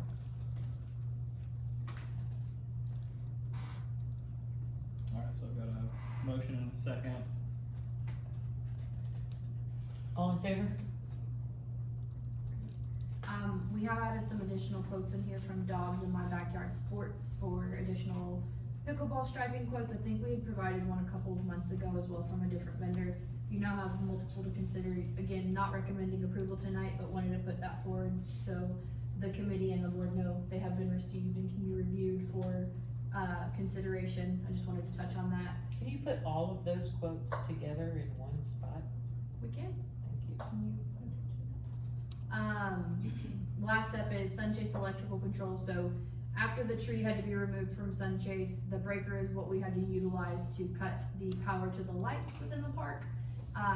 When the breaker was turned back on, it did not cut the lights back on. We ended up having M&C come out, they did a rather extensive diagnostic on the whole situation and provided pictures of all sorts of things. I have reached out to one of the vendors that are in the district that Director Fabre, or Fob, I said your name wrong again, suggested they were supposed to come out this week and take a look at it. I also contacted the other gentleman, but I couldn't get him to answer. Starts with an L. But either way, we're waiting on an additional I proposal. sent you one. Did you get that message? Did you text it to me? I did. No, The, I'll resend it. Okay. But I have another electrician that lives in the neighborhood. oh, Is I it gave one her of that the- name, across the street from Yeah, me? yeah. I gave her that name. Do you know the name? Not off the top of my head. I was asking David. No, I don't have my phone, I'll give it to you after. Okay, but, we did contact him and I got a hold of one of them and he was gonna come take a look at it. I need to follow back up with him to find out if he did. But we'll provide an additional quote for y'all to consider at least by the next meeting and, to take a look at. So M&C did come out, they did turn it on, but only half the park is on. Correct, they cannot get the additional portion of it to turn on with the way that it's currently wired in the controls. They have, I think a portion of the system is dead and how it's wired into the dimmer. So that system is actually on a dimmer, has been for many, many, many years, but the dimmer has never been used. So, they sent us a nice picture and there's little boxes all over that explain what each thing is on the electrical panel. Far beyond my knowledge to understand it, but, they made this suggestion and the proposal provided from them was, I think, $2,200 to renege the whole system, take out the dimmer and install, some new components, a new timer, because the timer interface is actually also not on any longer. When you go to the blue box, the, digital portion of it is out, you can't see it. So you don't know what, when you press buttons and make dial changes, what it's doing. Sometimes it's going old school mechanical, it's got So, to go.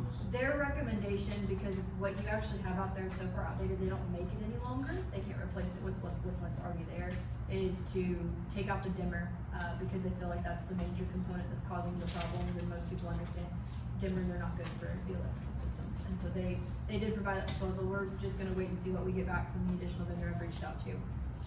I wanted to notate too, we did use some graffiti cover-ups recently near Dagama's outfall. That is on like one of the last several pages of the report. I provided you all with some pictures there. It was pretty extensive amounts of cover-ups before the pond reports. Starts at. What's the green in the picture? What green? It's old paint, Yes, it's old paint, sorry, I'm scrolling to get to the picture. 39, right? It's 39. Yeah, so they came through and patched over everywhere that there was, graffiti painted. As you can see, quite a lot. They did also try to clean off some with graffiti removal, some of it came off, and that's some of what you see running from the green paint. Some of it did work, some of it did not. So they came out and, painted over and patched all of the different areas that, the graffiti removal did not work on. that work has been completed. Wait, I want you to stop there real quick because, I want to bring to your attention that the paint that you use on a storm water system, I believe TCEQ requires that you use concrete paint that is rated at a certain rate because it does go into the aquifer. And what your gentleman bought was interior, exterior glossy paint. The receipt, that's just written on the Home Depot receipt. That's what they use to paint this culvert. That is against the TCEQ rules for what you can use for a stormwater system. So we paid over $1,000 for this service from Infomark for 3 additional Infomark employees to come out here and paint this, and they used the wrong material. I'll have to investigate that, but if that's the case, we can definitely rectify it, I mean. And I don't know how you get rid of the paint you've already put on there, but I would highly recommend that you get with TCEQ and get that paint description that they advise you use to cover graffiti on these concrete surfaces, and then make sure that whoever's doing that for this district uses the proper material. Can do. Next up is 1600 Old Mill, the street light is broken and hanging. PC has been notified to come out, and I think a ticket's been created. Do you know if they've fixed that one? No, not yet. We've communicated it over to them. And then last on my list is the rate order discussion topic. This has kind of come up multiple times. This paragraph has been edited quite a few times over the past, I don't know how many updates for the rate order. It's the section for the additional call-outs. In the past, that section was always formatted to state after hours overtime. With the changes, after hours was removed. However, I've actually asked around, and we don't have any districts that I'm aware of, and I did base this off of Cole as well, just to ask him to make sure it wasn't just an Infomark thing where you charge for normal business hours inspections. I understand you have a base tech, and I understand he is in this district, but that doesn't always mean he's gonna get to every little thing. If you have something on a meter reading day or cuts day, there's a hot chance he's not gonna get to it. So I can't wait for someone else to, or for him to come around to being available to do things. And so with this, we had some work orders come up during the bills and invoices review. There were 2 or 3 that were during normal business hours. And Linda had asked us if we had back charged the customer, and I told her we had not. One of them was actually started in normal business hours and just ran 5, I think it was half an hour over into overtime. So it started before 4 o'clock and then ran into overtime. And I think the only thing charged on that one was the overtime, and it was done by your tech. So you have the half-hour overtime charge on that. But with that, I just wanted to bring this to the discussion of the board and I think Cole agrees with me, that paragraph needs to be edited to be very clear. If we're going to charge people for normal business hour charges, it should be clear in that section that we can. Right now, it's open-ended because it used to indicate after hours, and now it doesn't indicate any sort of time frame. It's just a broad statement that says, if you call us out for any non-routine work, which is a very broad statement, then you can be charged or subject to charge. So with that, I wanted to ask the board to consider revamping or, adding some additional language to the paragraph that would just specifically state during normal hours and after hours.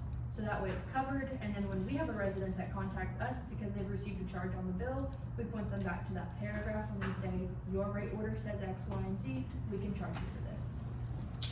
Let me clarify this for the invoices that I did find.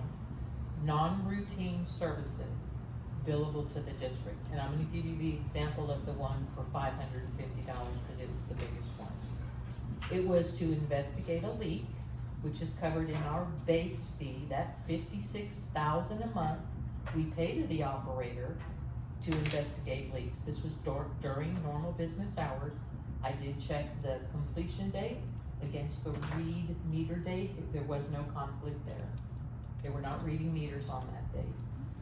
And here's the problem that I have with this and why it needs to be back billed to the customer. Because We pay Infomart to do that in the base fee. The tech didn't do it. The operator who works for Infomart called out 2 technicians to go investigate that leak and then billed us for that service. What's the purpose of paying a base fee for that service and then being billed for that service as well? And it is not okay for the taxpayers of this district to pay for the identification of a leak in their irrigation system to the tune of $550, when they should have called a plumber to find that leak in their irrigation system, not to Infomart techs.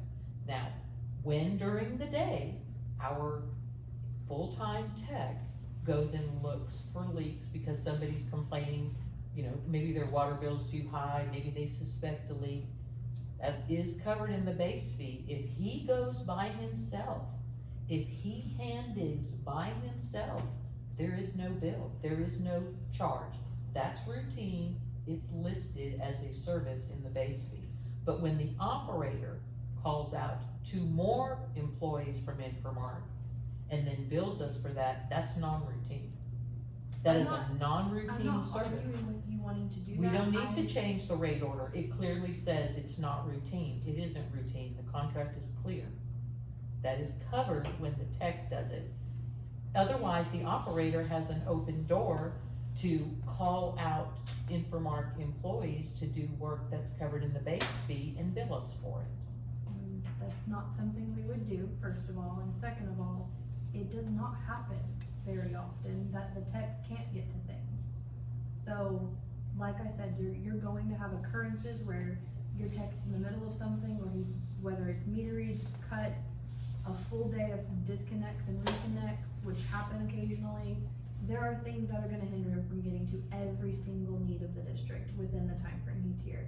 And we're not gonna cause a leak or a sewer backup, which were the 2 items. Those were the 2 this We month. wouldn't, those are considered emergent items for us. In the sewer one, he was present on site with a billable Infomart employee. Literally, you can pull the invoice if you wanna pull it out of here. If you wanna pull the work order, it's in here. Is he unable to do certain tasks that he's not qualified for? He's qualified to do. He's not on light duty any longer. He had an injury for a hot minute where he was, but he is no longer. We've gotten clarification of the clearance of all of that, so. Well, that sewer inspection, he was on site because he had 0 charges for his time. It was 2 hours, 1 for a billable tech and 1 for our 8-hour base fee tech. And all It was a 1-person job to look to see if there was a sewer backup problem. We didn't need a second tech out here for that. So, again, that's my point. You see, that's a hole in this system because you don't work for the district, you work for Infomart. So it's easy for you to call in another employee and then just bill us for it. We need to make sure that we get our base fee services for that $56,000 a month. I understand that. My point is that I have no issues back billing it. I just wanted to have clearer language because you're not the ones who are gonna get the customer calls. That's gonna be us. And I don't feel that if you put language in the rate order to justify exactly what you're asking for, of just saying during normal business hours and after hours, is too much to ask for us to be able to show everyone who calls in that says, I shouldn't be getting charged for this, why am I getting charged for this? So what you're asking is to amend the rate order to just to change that language? Include the language I that don't would have a problem with allow that. us to back bill it. That's all I'm asking for. I'm not saying we won't, I'm saying So- we want clearer language to point to.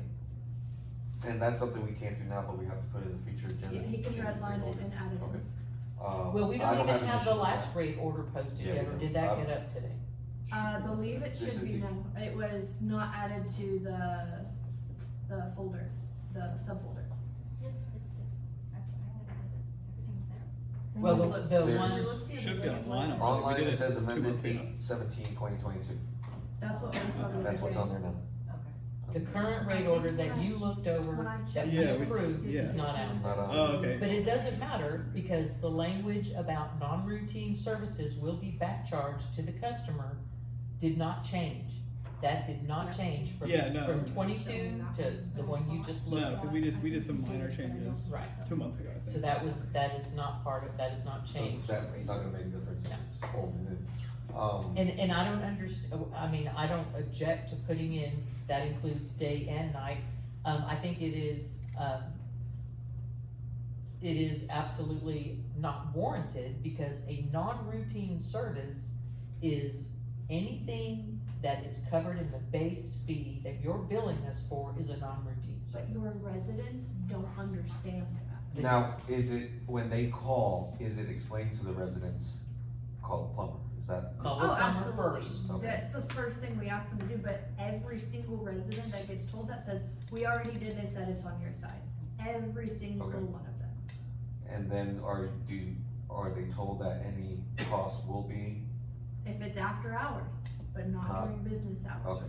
Because like I said, we don't have a single MUD that charges anybody for anything done, whether they have a base fee or they have T&M for normal business hour work, and I think you said. Yeah, we don't either. That's, the theory is the operation and maintenance tax that residents pay goes towards that Things of service, that nature. providing those services.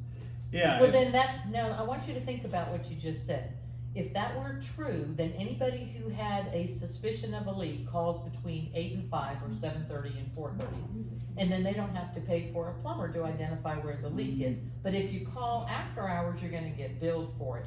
That's How not- is that That's fair? not true, because if it's on the customer side, we don't always know Yeah. where it's at. We don't tell them where it's at. If we go out there and we look at your meter box and we say, okay, this is your meter, there's not a leak on either gasket, we go back towards the street, that's it. It just so happened to be that their irrigation head was right by their meter box and it was broken. So we noticed that it wasn't on our side, but it was leaking into the meter box, which is why they called in. So why the 2 texts? Do what? Why the 2 texts? If all you're going is to the box, look at the meter, look at the gaskets, and backtrack, why 2 texts? Because if it needs to be repaired, they have to repair it on site.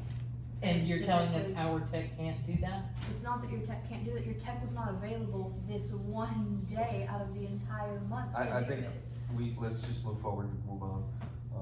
I think we're spending too much time on this, I'd like to. That's just,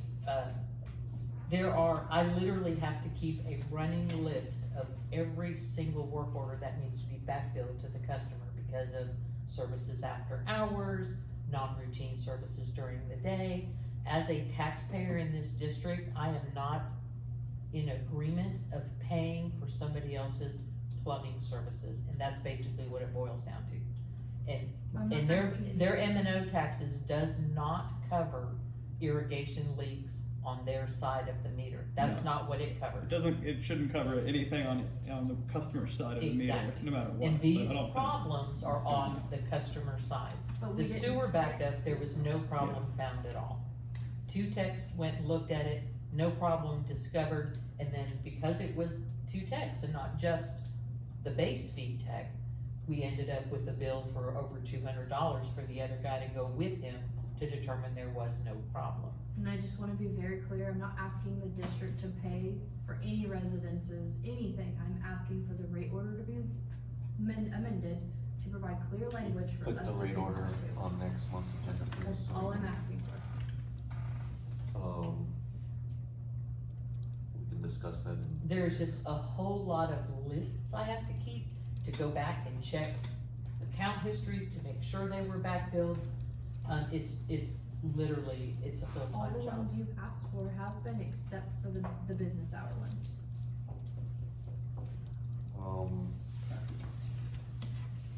Is that it, kids?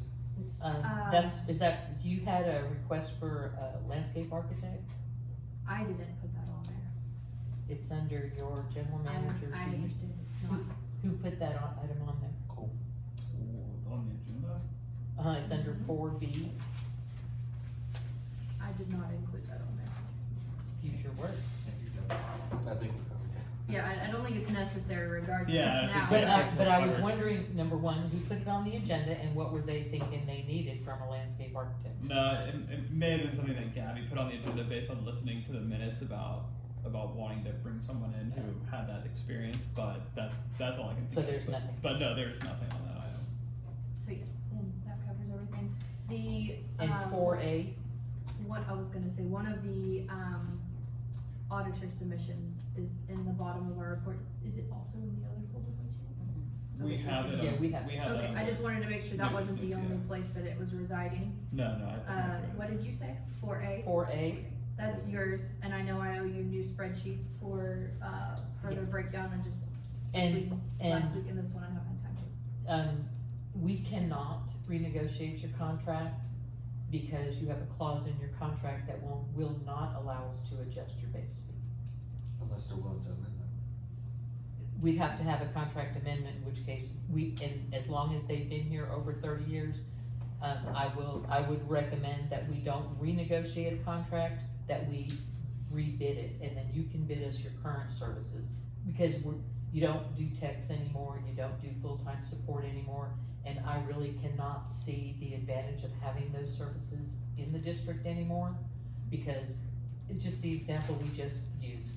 We have a tech, and we still had to pay for a Infomark employee to come out here. I think you get rid of your old dinosaur contract.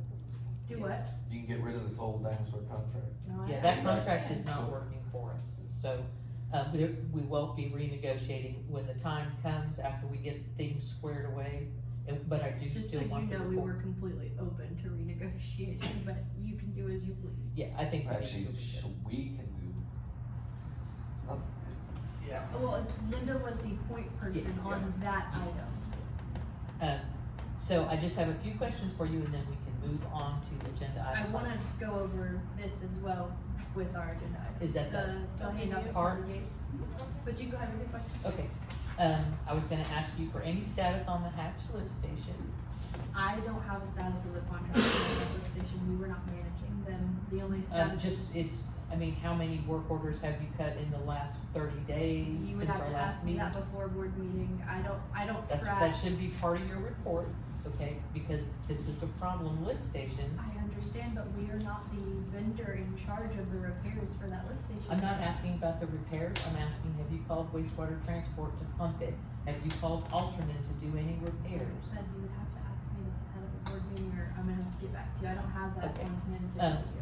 How about the reimbursement for the fire hydrant? That was on our, I've reached out, actually, that was my other call with the insurance company, I have not heard back from your rep yet, I'm just waiting on a response from him, I did send it to Cole and we determined we're gonna go ahead and seek it through insurance, just waiting on a response to come back. They said that they were gonna investigate what I had sent in, which was this, I sent in the same email I gave Cole, which is actually from, I believe Williamson County, so it has all the information they need, so. you don't have an answer, and you I don't don't have have it an on the answer. light pole for Little Elm, the insurance claim?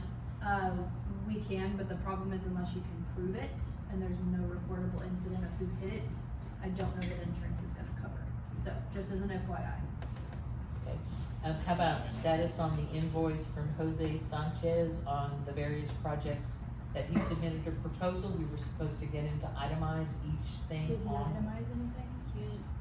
No, you said you were gonna have Hanoi speak to him, cause he doesn't speak. Translate. Hanoi was going to translate, Yeah, you he didn't was- get that? No, I got nothing. and I can tell you, we don't have very good experience working with people who we can't communicate with. So just keep that in mind, we'll do our best, but. Then find, 2 other general contractors who can come in and do that work that do not live in Burnett and are not called cuts and cleans.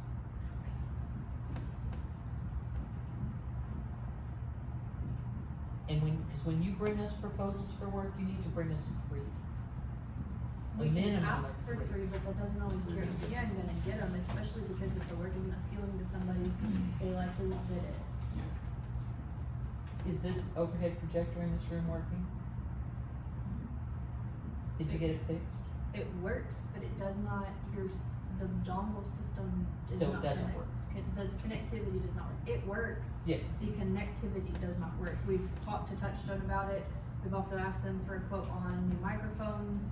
I spoke to Michael Willett about that. They're working on it. So we've been in contact with them about these things, but slow moving process. As far as this goes, I'm not sure if there's gonna be an easy fix, if it's not gonna be a new system, because the dongle system has to have the box in there turned to DVD, It's a very like, So it's not, it's not, okay, the connectivity. put that on your list to figure out what it's gonna take to get that to work, cause when we do these meetings and we're looking at these documents, I want them displayed on a screen so that people who watch the video can see what we see. And would you ask Touchstone why they do not put our meeting videos on our own YouTube channel? We don't have one. Then let's make one, they're I free, have asked them. they're free, so, I understand that they're free, but two things, they have been asked, and Michael reached back out to me, and I confirmed two of his questions. One of those was timeline on how soon. I told him I was not aware, I didn't have a timeline, this was just a one-off request. Purpose of the channel, I told him just so the district has their own, and if you want all archived videos moved to it, 'cause that's gonna take a lot of time. the purpose of it is so that when somebody gets on YouTube, they can search WTC That's what I MUD 1 and those videos will appear, because if they do that now, they don't see them, because you have to search Touchstone. And nobody in this district knows that's who our provider is, so that's why it needs to be on a I very asked them, transparent. They are also gonna then have to manage a tertiary YouTube account, so that's gonna come with additional fees. It's not- And there is no more steps involved in uploading it to our own personal YouTube channel as it is to their own. I'm just letting you know that I don't think anyone does things for free, and if they have to download, create, and manage a totally separate channel than what they already do for all of their other clients, you become the anomaly that they have to take extra steps for. So they might come back, I don't know that they will, but they Let might. us know what additional charge to put us on our own channel. I've asked them to do so, and I explained exactly as you did, it's simply so people can search for WTC MUD 1 to pull up the videos. I'm waiting for you to send me the daily, tasks of the tech Oh, as part of the gathering what's done in this district. I also, You want to send me that? did you, have a chance to check on the Google, archive user license? I have not, cause we Please. talked about that 2 days ago. Please do, these are for next month, I just wanna get it reported on the meeting, so I that- will tell you, I have looked into it before, and in order to archive it, they expect you to do the download for it. But then Google can take up to 14 days, if not longer, to process that download and then deliver it to you. So, that process is gonna be quite cumbersome for each. We may each have of you the accounts. committee do that, the information management committee, they could certainly do that. Yeah, you just have to essentially process through it all and then wait, and then once they get it, I have actually requested one before and didn't receive it for one of the previous directors' accounts. We're paying full user licenses for previous board directors. I was told that we couldn't get rid of them, so, by prior members. You Because only otherwise you need to lose. keep that information for 4 years, I believe, is the retention schedule on a director's emails and data in. All of them are still within that range. Exactly, but you can have an archive user license that costs less and free up those active user licenses so that we can have accounts like Parks at WTC MUD 1 instead of Parks at Infomark. We could use those accounts better so that information that comes into this district stays in this district and isn't in an Infomark email account. And that's everything on my list for you. Okay, I wanted to touch base on some of these things. So, the little handout that Kelly had passed out, the bolts at Madeline Loop footbridge, that's actually scheduled for quarterly inspections, and the last one was done in August, so that is pretty much a done deal. Yep. We don't need that on here any longer. The second item there, the sun chase inspection, that's been done. Bids to remove treehouse, that's done. The, xeriscaping of the flower beds, we obviously got you guys that proposal, but we have just asked Lane here to move forward with providing a proposal, or there is no proposal needed, because what's there is working, it's just not sufficient enough for what's in the boxes, so that's a done deal item. Anderson Mill West, the pipe sticking out near the playground, that is a 4-inch drain pipe and must remain, so it's not something we can get rid of necessarily. Did the safety inspection, I think they, yeah. hit that one? Cause it's sticking right up, I mean, it's an impaling hazard. I understand, but I don't, you'd have to, Maybe you put a Dig. box I think around it's, it. I think we can get with land care to dig down, put a 90 on it, bring it down more, and put a, well, it has to go down into a, I forgot the name of it, but it's a pipe that has holes and it just kinda seeps out. oh, like a you're French talking drain? about, Yeah. it's like a French drain, but it's not called a French drain. You will ask, but that's I mean, I think- typically I think we an got it. engineer gets engineer, yeah, involved in yeah. something like that, so, We'll We can take care ask. of it, but it hasn't been done though. so the moving of the benches at Sanchez, no update there, I'm assuming we're gonna include that within the RFP. We're gonna wait till, Yeah. Standing of metal on the footbridge, I've reached out to both Certapro painters and Tex Painting. Certapro painters told me a week ago they would have me a proposal, I haven't gotten it yet, but they've been kind of behind, we've given them multiple jobs in other places, so, and they've been completing them. I'm just waiting on those proposals to come back, once they're received, they will go over to the Parks Committee. 3 missing swings are done, the painting on the gazebo, same thing, Certapro painters and Tex Painting, waiting on quotes to come back. We did get a quote from, Cuts and Cleans, but y'all nixed that one, so we went out for additionals. Restriping of pickleball courts, again, additional proposals were provided in tonight's packet, and I think we've provided 1, possibly 2 prior to. Stop right there for a minute. Mhm. Are you suggesting putting pickleball courts in the Anderson Mill Yes, tennis courts? Why would you have them in 2 tennis courts? so that this court isn't overrun with pickleball users and they can utilize both courts. Because this being Was the that a only- park committee recommendation? I mean, it was an I old think it was an old recommendation. recommendation from the previous park committee. And I think we've talked about it and y'all were curious about costs and they need to be redone regardless, the surface needs to be redone, so we threw it in as an option, with the resurfacing of the courts. And I will tell you that I fell down a rabbit hole in the last couple weeks researching the fantastic popularity of pickleball. Yeah. And we absolutely have got to do that and take some of the pressure off these courts. Yeah. So So, it's I just good for remember the tennis district. instructors, coming in here and literally crying about how hard it is to teach a kid to play tennis when they have pickleball stripes Yep. on the court too, so I think they left that one pristine for that reason, but I mean, I don't know who's playing on the courts or what they're it's playing. just for consideration. We had a resident suggestion to,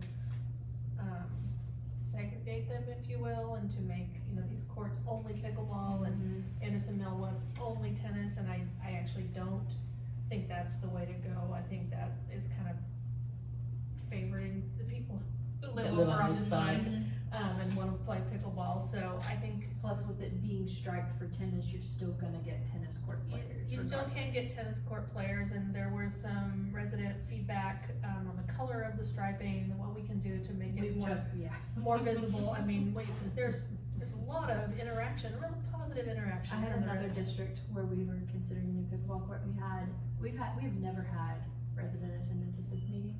Over 40 people showed up the moment that pickleball got mentioned. And it was a whole community of people that played pickleball. And there was an 80-year-old and a 6-year-old in the crowd, and they were like, both of them play. They could play each other, So, that's what's awesome. tree trimming along El Salito has been completed by Land Care. Anderson Mill West, the 2 prongs sticking out, we've contacted the company that originally made it. Did we get anything back from them? It's a district it's a district sign. It's It an used old- to be, Yeah, it's an old district sign. We've taped off the poles, Okay. with the orange fencing tape, it's the 2. My recommendation is if it's not of interest to the board to replace it, we can just remove it. It's gonna take a crew to do it, cause it's concreted pretty far down. We've tried to move them and wiggle them, they don't currently wiggle, but we can do that. I don't think it would be very much, but you're not gonna see your base tech do it alone. Okay, what did the sign have on it? It said, There's a sign right up front that it's says the same exact thing that you see almost in every single park. What's the The cost? green sign. Just, I think we asked them and they didn't respond yet. We can ask again, but Wasn't that the sign that said that this park was paid for by some funds of? no, that's. no. This that's- is one of the green signs. just see if you can order it, that seems like the cheapest way to deal with this. Get us the cost on that by next If time. we can't get them, can you ask Austin Psycho? Sure. They're local and they do great work. Tree trimming along Anderson Mill West Park and Sunchase Park. I believe that has all been completed at this time. Can you reach out to, Sunscapes? No, not Sunscapes. Lane Care? Lane Care, I sorry. was like, please don't ask me to. No, to Lane Care, cause coming in from the entrance from 620, there is, right in between Walgreens and the daycare, there is a branch that is hanging over the sidewalk. It's been like that for a little while. So I think we have a picture of that. I'm just wondering why they haven't taken care of that. I think it's because it's outside of their Is it? scope, Is so it? they're gonna need to provide a proposal. But I thought That was also asked of Sunscapes to do before they left, because a piece of that Wasn't- then fell off. So isn't the front entrance way in their scope of work? It is, but that's above 8 feet. No, it's not, it's, Oh, then it's this is a hanging, then this it's is a hanging different like one. right here, like you walk and you can't. But it doesn't go by where the limb touches you, it goes by where the limb is in height on the tree. So 8 Okay. feet up the trunk of a tree, Right. it's not where the limb hits you. But I'm pretty positive the one you're asking me about, Sunscapes was supposed to take care of it. So either way, Let's reach out I'll to get a them quote and see. from Lane Care. And and you said 620 near the Walgreens, right? In between Walgreens and the Daycare? daycare.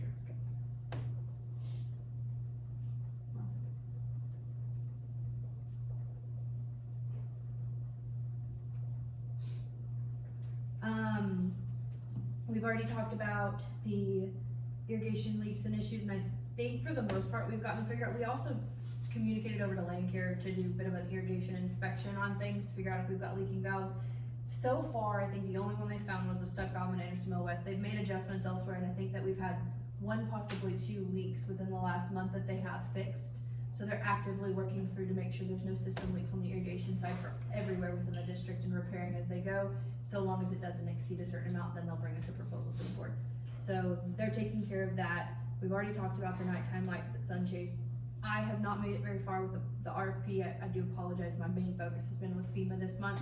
But I do have access to a website now that, for the entire state of Texas actually, utilizes RFPs. But now that we have a new engineer on board, I would highly recommend we work with them to do this, because in the past, that's what we've done, is we worked with your engineer to develop and produce RFPs, and then move forward with them. So I think we can shift focus over with that. As far as your last item on here, Kelly, I'll have to check with Park Protect on that one, along with the Q1 inspection stuff. So other than that, that pretty much almost completes the entire list with a few additional items. Thank you very much. Of course. But we did approve, I recall 3,500 on painting the gazebo. You did, but you wanted additional proposals. You didn't wanna move forward with just the one. I'm just waiting on those to come back. We've had both of those vendors tied up in other districts right now, so. Can we put this on the website with the attachments for the meetings so people can? That specifically? Or do you just want everything? What do you think of that, Lisa? Why don't you let me update it, cause I've written all over it. We'll go ahead and Well, provide Okay, yeah, updates just, to the actual spreadsheet. We'll download it from the Google Drive and then attach it, cause this is only a small snippet of what's Yes. actually up there. So I can print it for the ease of printing. Yep. Yeah, no problem. Yeah. just so they have something to reference it. And this is Parks Committee. It's a like Well, parks tracker. it's a parks tracker, just so we can all look at the same things. That concludes the interview. Kelly, did you have anything? No, not till parks. No worries. We just did Parks. Well, she said she wanted to do it as part of her. Cause I do a parks section in Yeah. mine and I'm the one that had the majority of the updates, so. Okay, but we're still gonna do this. I'll give you, I was mainly just asking in specifics with what we've discussed, so not. okay, does anybody else have anything for Mackenzie? No more questions? Moving on to agenda item 5, committee assignments and reports. Parks Committee, go. Thank you, Director Fowl. I would like to, at this time, I would like to make a motion that we, direct Westwood Engineering to, help us prepare a RFP for the park at Sunchase, I'll second that. Playscape, right? Playscape. From their landscape architect? from their, well, yes, from their whole park support team. Alright, got a motion, I'll second. second. All in favor?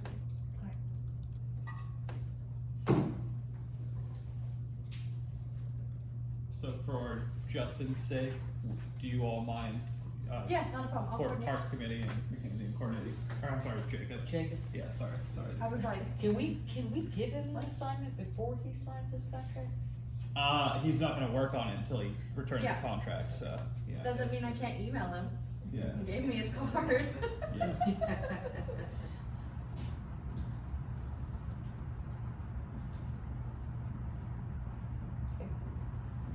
Is that all you had for parks? Yes, we covered everything. Everything Mackenzie, else? Yeah. And Mackenzie, you did say that all the swings in the district now have been replaced? No, just the ones you approved, the 3 missing, and then there were additional repairs needed to bring the ones in Andersonville West up to compliance, I think a few over here. Yeah, didn't we approve it was like, 41, 35. It was, but it was only, double check, but it specified the parts that it was for. Give me 1 second. I thought that was all of them except Andersonville West because they'd They already already been been done. done. They had a That's separate not to exceed. It was every swing in the district. I'm looking. Yeah. Future swing. Look, August 22nd, that's the. It was 15 complete swing set repairs, toddler buckets, all that. It doesn't say where. I can confirm, but I'm fairly certain it was only here, Andersonville West, and the pocket. I thought it was every swing that had a critical non-compliance. Look at the August 22nd meeting, that's where it was. I'll confirm with him. I mean, I have another list of items for him, so I'll confirm with Dustin, but I'm fairly certain they've already been done. So I will confirm where all of them took place.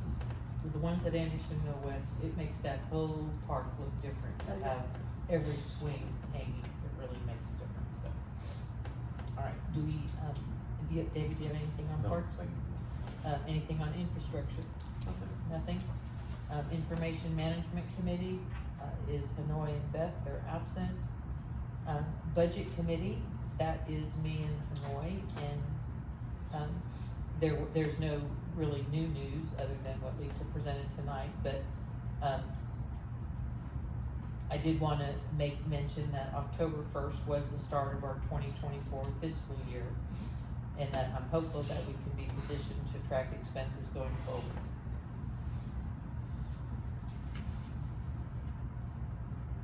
And we're on agenda item 6 now, old business, refunding customer deposits in excess of $200.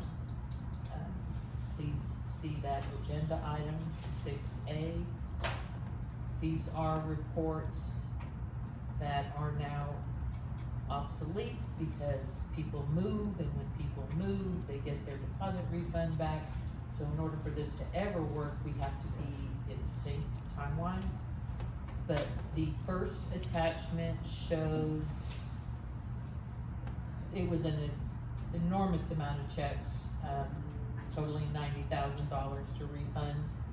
And I did get with Lisa and Ashley, and they said in order to cut that many checks, and it was 200 and something. My numbers aren't showing on the spreadsheet, it was over I can't get it to zoom in. I know, it's all. It was over 200 checks, and Artisan would charge us $33,000 to cut that many checks. And that was my first pass where I said anything $300 and over, refund with the check. But when she told me $33,000, I went back and, Plan B in that same board packet, I put the limit at a check refund, $400 and over, and it came out to, I wanna say 62 checks total, for an amount of $42,000. And I don't have a cost from Artisan on cutting 62 checks. That would mean that every other account, which is plenty, that are over $200 would need to have a credit. And You that were would gonna be get an with additional. AVR, Yeah, What are they gonna charge it's us? not gonna be ABR, it's a manual process for us to do it. And what is the cost? I'd have to know an exact number, and I didn't know that this was gonna be your finalized list, but they basically said it would likely be, I think she said 10 hours minimum, and I can build you a cost really quick.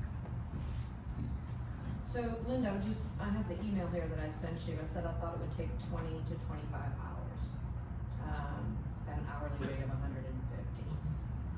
There's 350 transactions, not all of them require a check. Yeah, cause you added, the checks and the credit backs, but just the checks, I think was Right. 230 something, as I recall. Yeah, it's, I don't have that exact number. And I did it by $150 for your number of hours, and it came out to that. That's 3,037. Oh, that's all? Well, I must have done $33,000.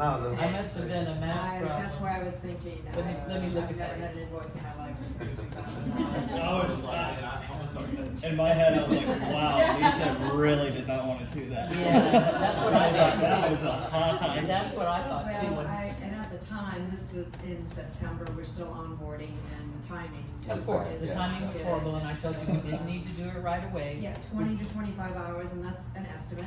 You know, Right, right. I'm giving you what I'm So guessing. 150 times 25 hours Yeah. is 3,007. 3,037. Much more affordable.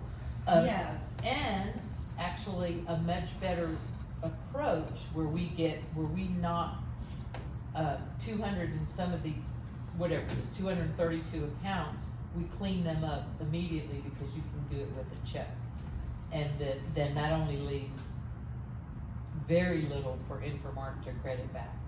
We would like to try to also time it over like maybe 2 months or something like that. Yeah. Because again, you know, If- we all if- have limited bandwidth with the number of Of people we have course. work. So, and of course, we're still doing a lot of work, so we'd like to space it out. There is no rush, because this is, they don't even know it's coming. We still have to make them It aware. probably needs to be, because sometimes somebody go, well, guess what, I just got a check, and they go, well, I don't get a check. It would I need to have a come big-" with the letter, So, the whole, or. Yeah, we don't want people to get all upset and then more phone calls and stuff. This was literally a look at how many accounts we would have to refund, or we will be refunding, because we changed the rate order to not, hold on to Right, people's I money, remember that, for deposits that are unnecessary. not to keep building on it. There are 8 accounts that have over $1,000 in deposits in them. Those Those people need to need be to have- refunded. Christmas. The, amount you'd be looking at it in from dependent upon how many it is, for 10 hours of work would be roughly $1,300 to add it back on the accounts. So I'm gonna have to do it again, because. I know. You know, People That's what I'm move. saying, is it's gonna be hit or miss depending on how many it's gonna be. that's. We'll give you an estimate, but it'll be T&M, and they're gonna high bid you, and she already told me she thinks it'll be lower than. And then there are, I don't know why my line numbers didn't transfer over, so I can't tell you an exact number, but we have an enormous amount of accounts. The lion's share of our accounts have no deposit on them.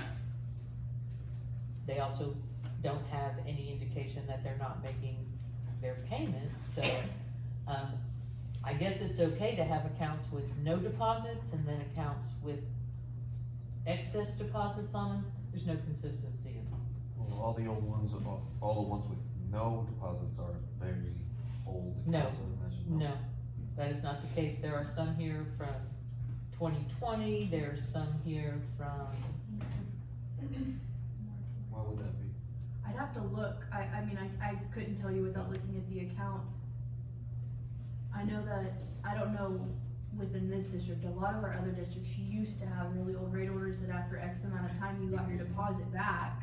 So that could be why a good Right, portion of them, but, that makes sense, but. and I've only been here since 2020, so if you had a rate order prior to that did state it could make sense why it would have happened for some accounts, even if it came up in 2021. I'd have to look at the account. I see one on Dayflower Trace from August of 23 that has 0 deposit. That's probably because we haven't received it yet. It's just now October, and it comes to us on their first bill. So if they moved in August, They pay in September. they may not have gotten a bill in September, depending on when they moved in and started service. So there's likely gonna be one that shows up after October. There's a lot with 0, so, And that's not a problem, if they ever get into that process where they get their water turned off, they would be required to put a $200 deposit on. Well, they're all gonna be required at startup, so. I'm talking about these accounts that already Oh, exist with okay. a zero balance. Gotcha. I'll have to look at them, my computer died, so I'm gonna grab my charger. And so anyways, that's how this looks. So there was a plan A, and now that I've done the better math, and it's only $3,700 for artisans to do That is it. plan Plan A would be what I You wanna pay recommend. me 33. That would be the plan I recommend, because it takes care of the lion's share of overages quickly. But we can look at this, we don't have to do it tonight, we also have to figure out, how we notify people, because as Lisa explained, you get a check in the mail, the envelope doesn't look familiar, you throw it in the trash, and they have to chase down every one of these checks until they clear, so we don't want that to happen either, so. Put this, if you would, please, Cole, put this back on the agenda for next month, and we'll have, a draft of how we notify these people. Okay. And then break it up for Lisa, so she does some in 1 month and some in the other. Are you done now with gathering the audit information for 2023? Are you finished with that? Yes, we're still doing some reconciliations, there's some things that we're still waiting for, as Ashley had said, we're still waiting for some answers to come back, and so there's still a few things before we can actually say the reconciliation's finished. Once it's finished, then from there, it'll be easy to generate the report, so. And then when do you start working with the auditor? So the timeline is in our contract, we always say that 60 days, after 60 days, but because of the situation and timing, we're gonna try really hard to be able to get that to the auditor in 60 days. The TCEQ requires that audit has to be approved and filed 135 days from the end of the fiscal year. So that's sometime in mid-February or something like that, but, you know, the auditor of course needs time, so we typically, our deadline for our September 30 year end would be November 30. And so from that point, they would probably have it ready for a January meeting for the board to review, and then at that point, they would approve it. So What I'm trying to do is figure out when you will be done with all that audit work, and you would We'll- have time to be cutting these checks. if we can be on time, I would say it might be closer to December 15th. We certainly don't want to, you guys were already 6 months late on your last audit, so we're trying really hard to make sure your auditor, and they understand. It's tough though, because the majority of the districts in this industry have a September 30th. Right. And that's just typical, actually, in a lot of, even in the private sector. So I'm not sure who you're gonna end up hiring, but, they should be able to have it ready, by January. We'll be done with it in December. You'll be done in December. So my real question to you is, in January, would you have Yes. the ability to Yes, cut some of these January and rebates? February, absolutely. Okay, January, February. They Okay. can pay their credit cards. From From Christmas with the money they. Um, So if we shoot for that, that gives us time to get all the other supporting documents ready. Yes, that's feasible for us. Okay. Thank you. So there's nothing really to do on that, that's the old business. Yeah, I even wrote 33,000 on my notes here. I know, it was a good day if it would've worked.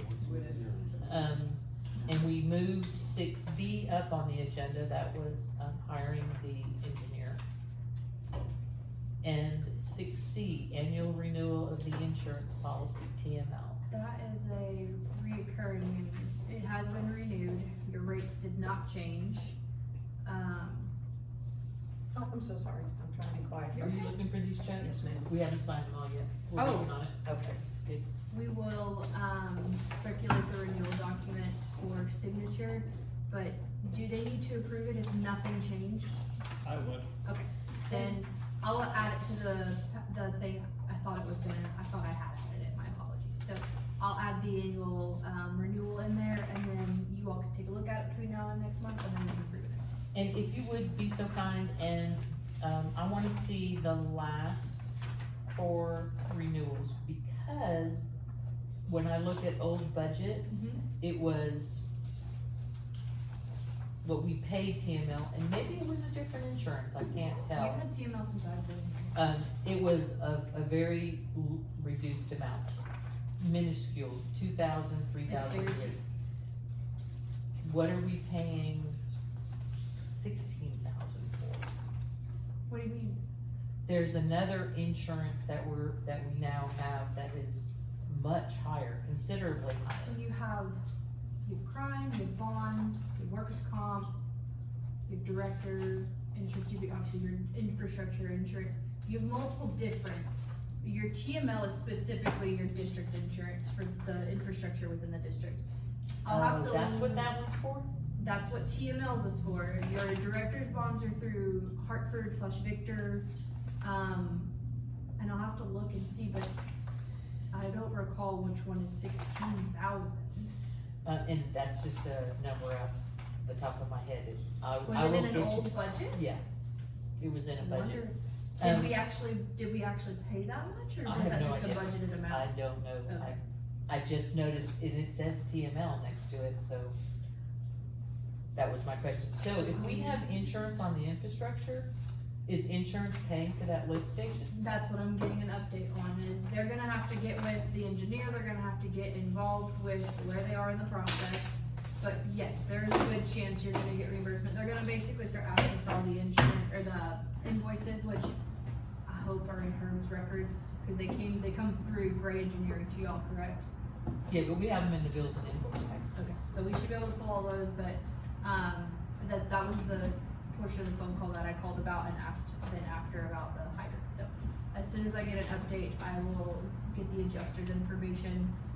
I was last told that they likely wouldn't come out until closer to completion, and then they compile everything, because they obviously weren't on site when it happened, so there's no point for them to come out until it's completed. So they'll analyze the data compiled throughout the project, and then, award payment towards the end of whatever they feel justified. Okay, since we can't do anything on that because you don't have that Oh, information. that's why I'll put it in there for next That'll month. give me time to pull the ones I want you to compare, because it's insurance with a tremendous increase, and I wasn't sure what it was for.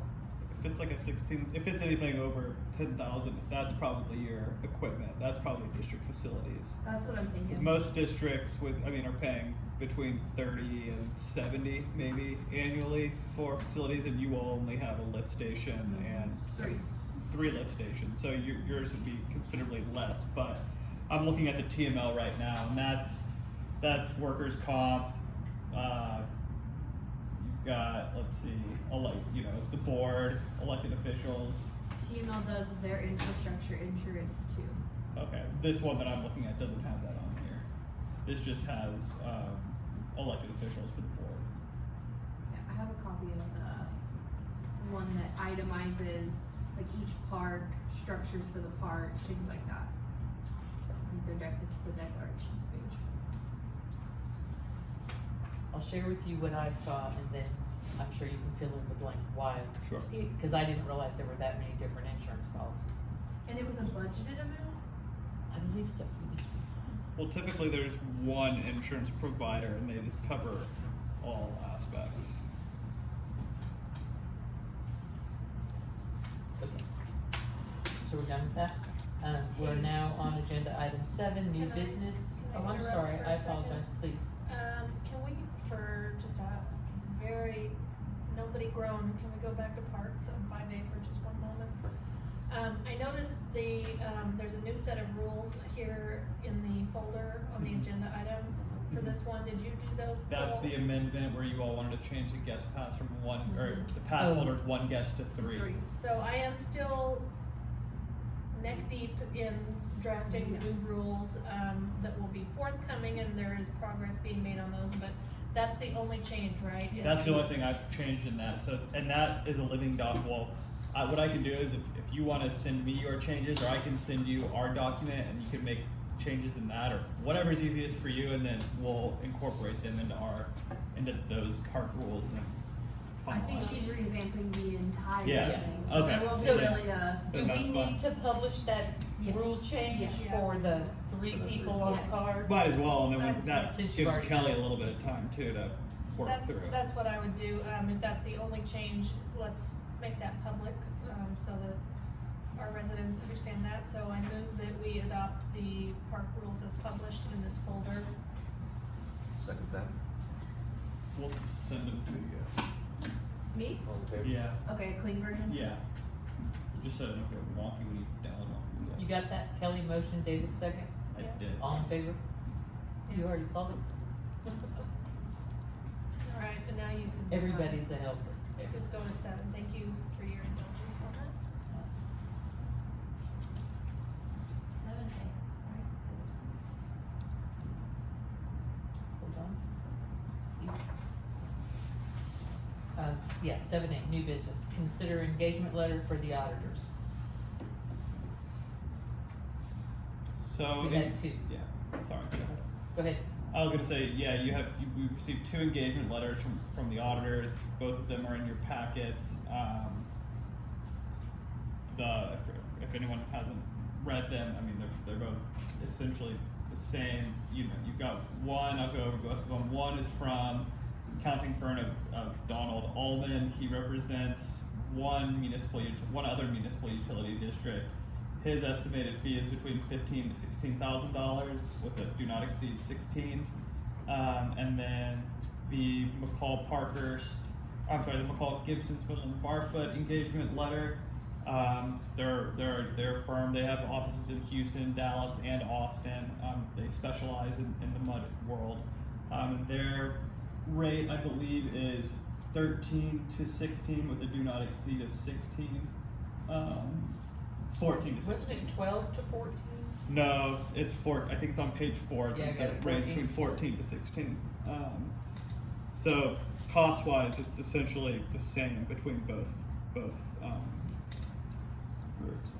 I've never worked. Obviously everything's board decision. I've never worked with Don Allman. I spoke with him briefly on the phone, looking at his qualifications for other MUDs. I know he does Fern Bluff MUD, which is a relatively close neighboring district. And then he's done, let's see, it looks like a Jonah Water Special Utility District, which is different than a MUD, and a water supply corporation, again, a different auditing standards than a MUD. I have done a lot of work with McCall Gibson. They have a team that is, in my opinion, top notch in terms of their auditing work. But those are, I mean, I can't speak for Mr. Allman. I just have never worked with him, so. Well, I can also speak for McCall Gibson. I've worked with them quite a bit. They have over 500 districts that are all specialty, governmental, some nonprofits, but they have a tremendous amount of experience working with MUDs. And again, this is a very niche industry, very unique, and so they understand the requirements under TCEQ. You know, so we fall just under the state with the TCEQ for the requirements. It's how we do the books, and so they have a very high standard. They've been around for over 30 years, and I've worked with probably a third of my districts or more at McCall Gibson. They do a great job. We also work with them.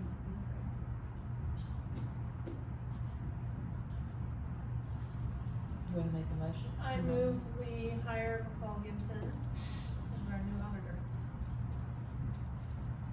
I'll second that. All in favor?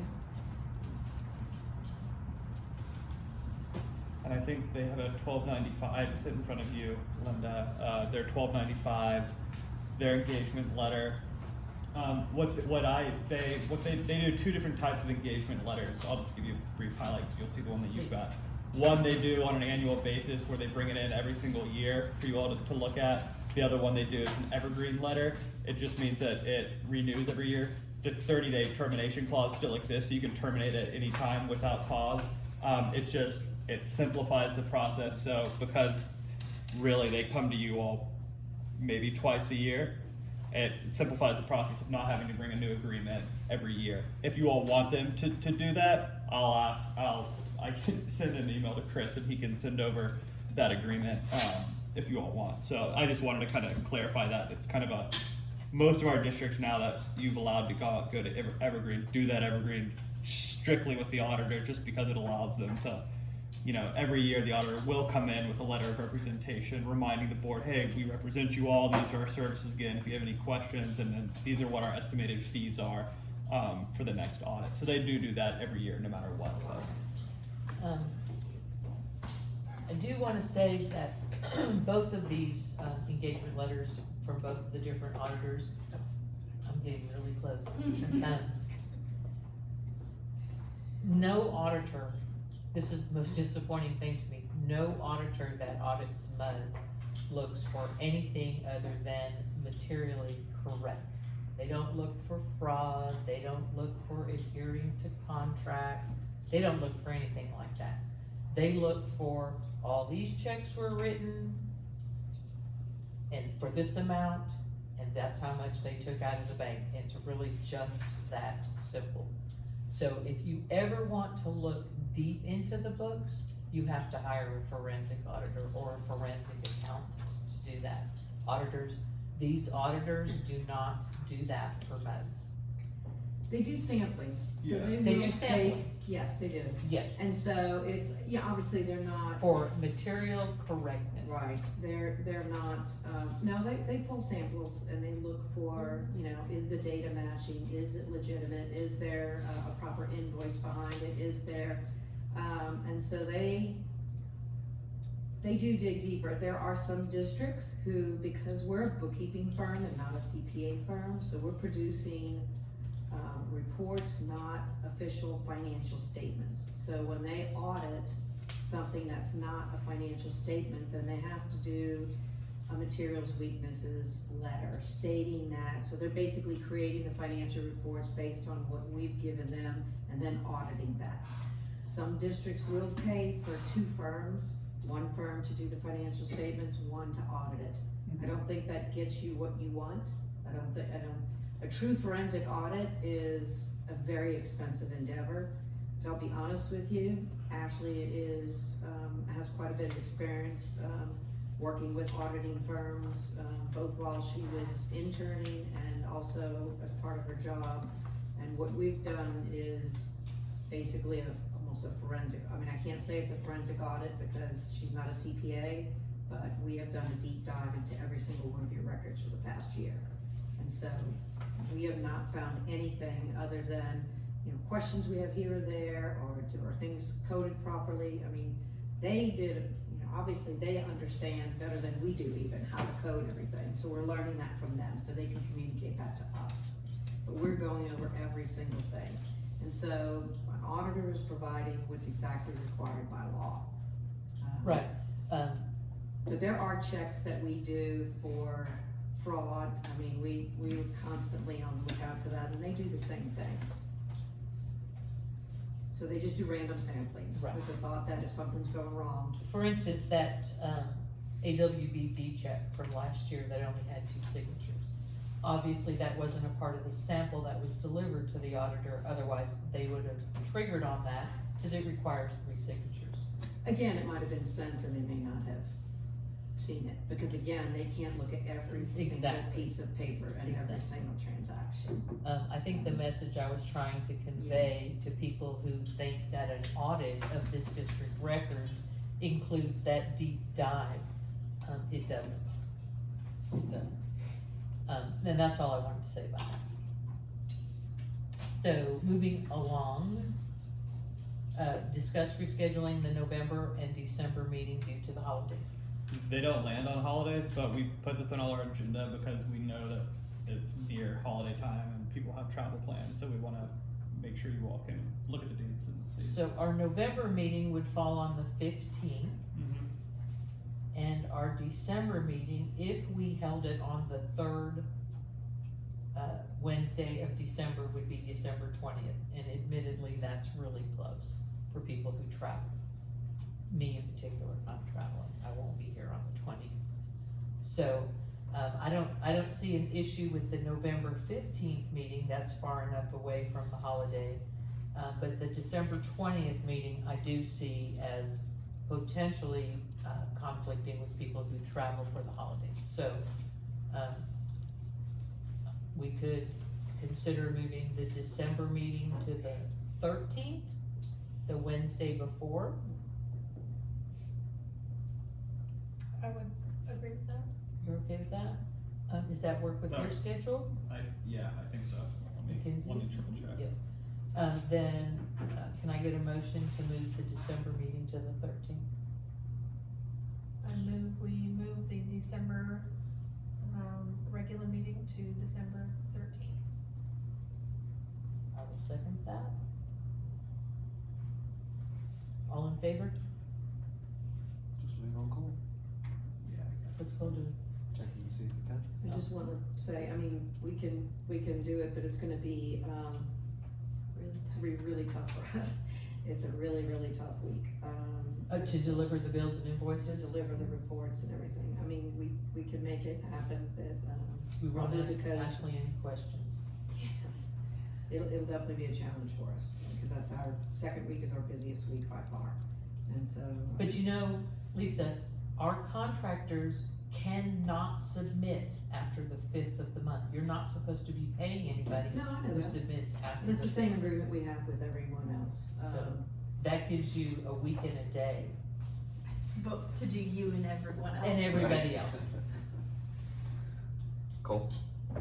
Yeah, so, You good? motion by Kelly, seconded by you. Yeah, and now we need a vote. All in favor? Aye. Aye. I guess Cole said he can. So the December yeah, meeting yeah, will be sorry. on the 13th, and the November meeting will stay to the 15th. Item 7C, discussed attendance at the Association of Water Board Directors Winter Conference. Who put this on the agenda, Cole?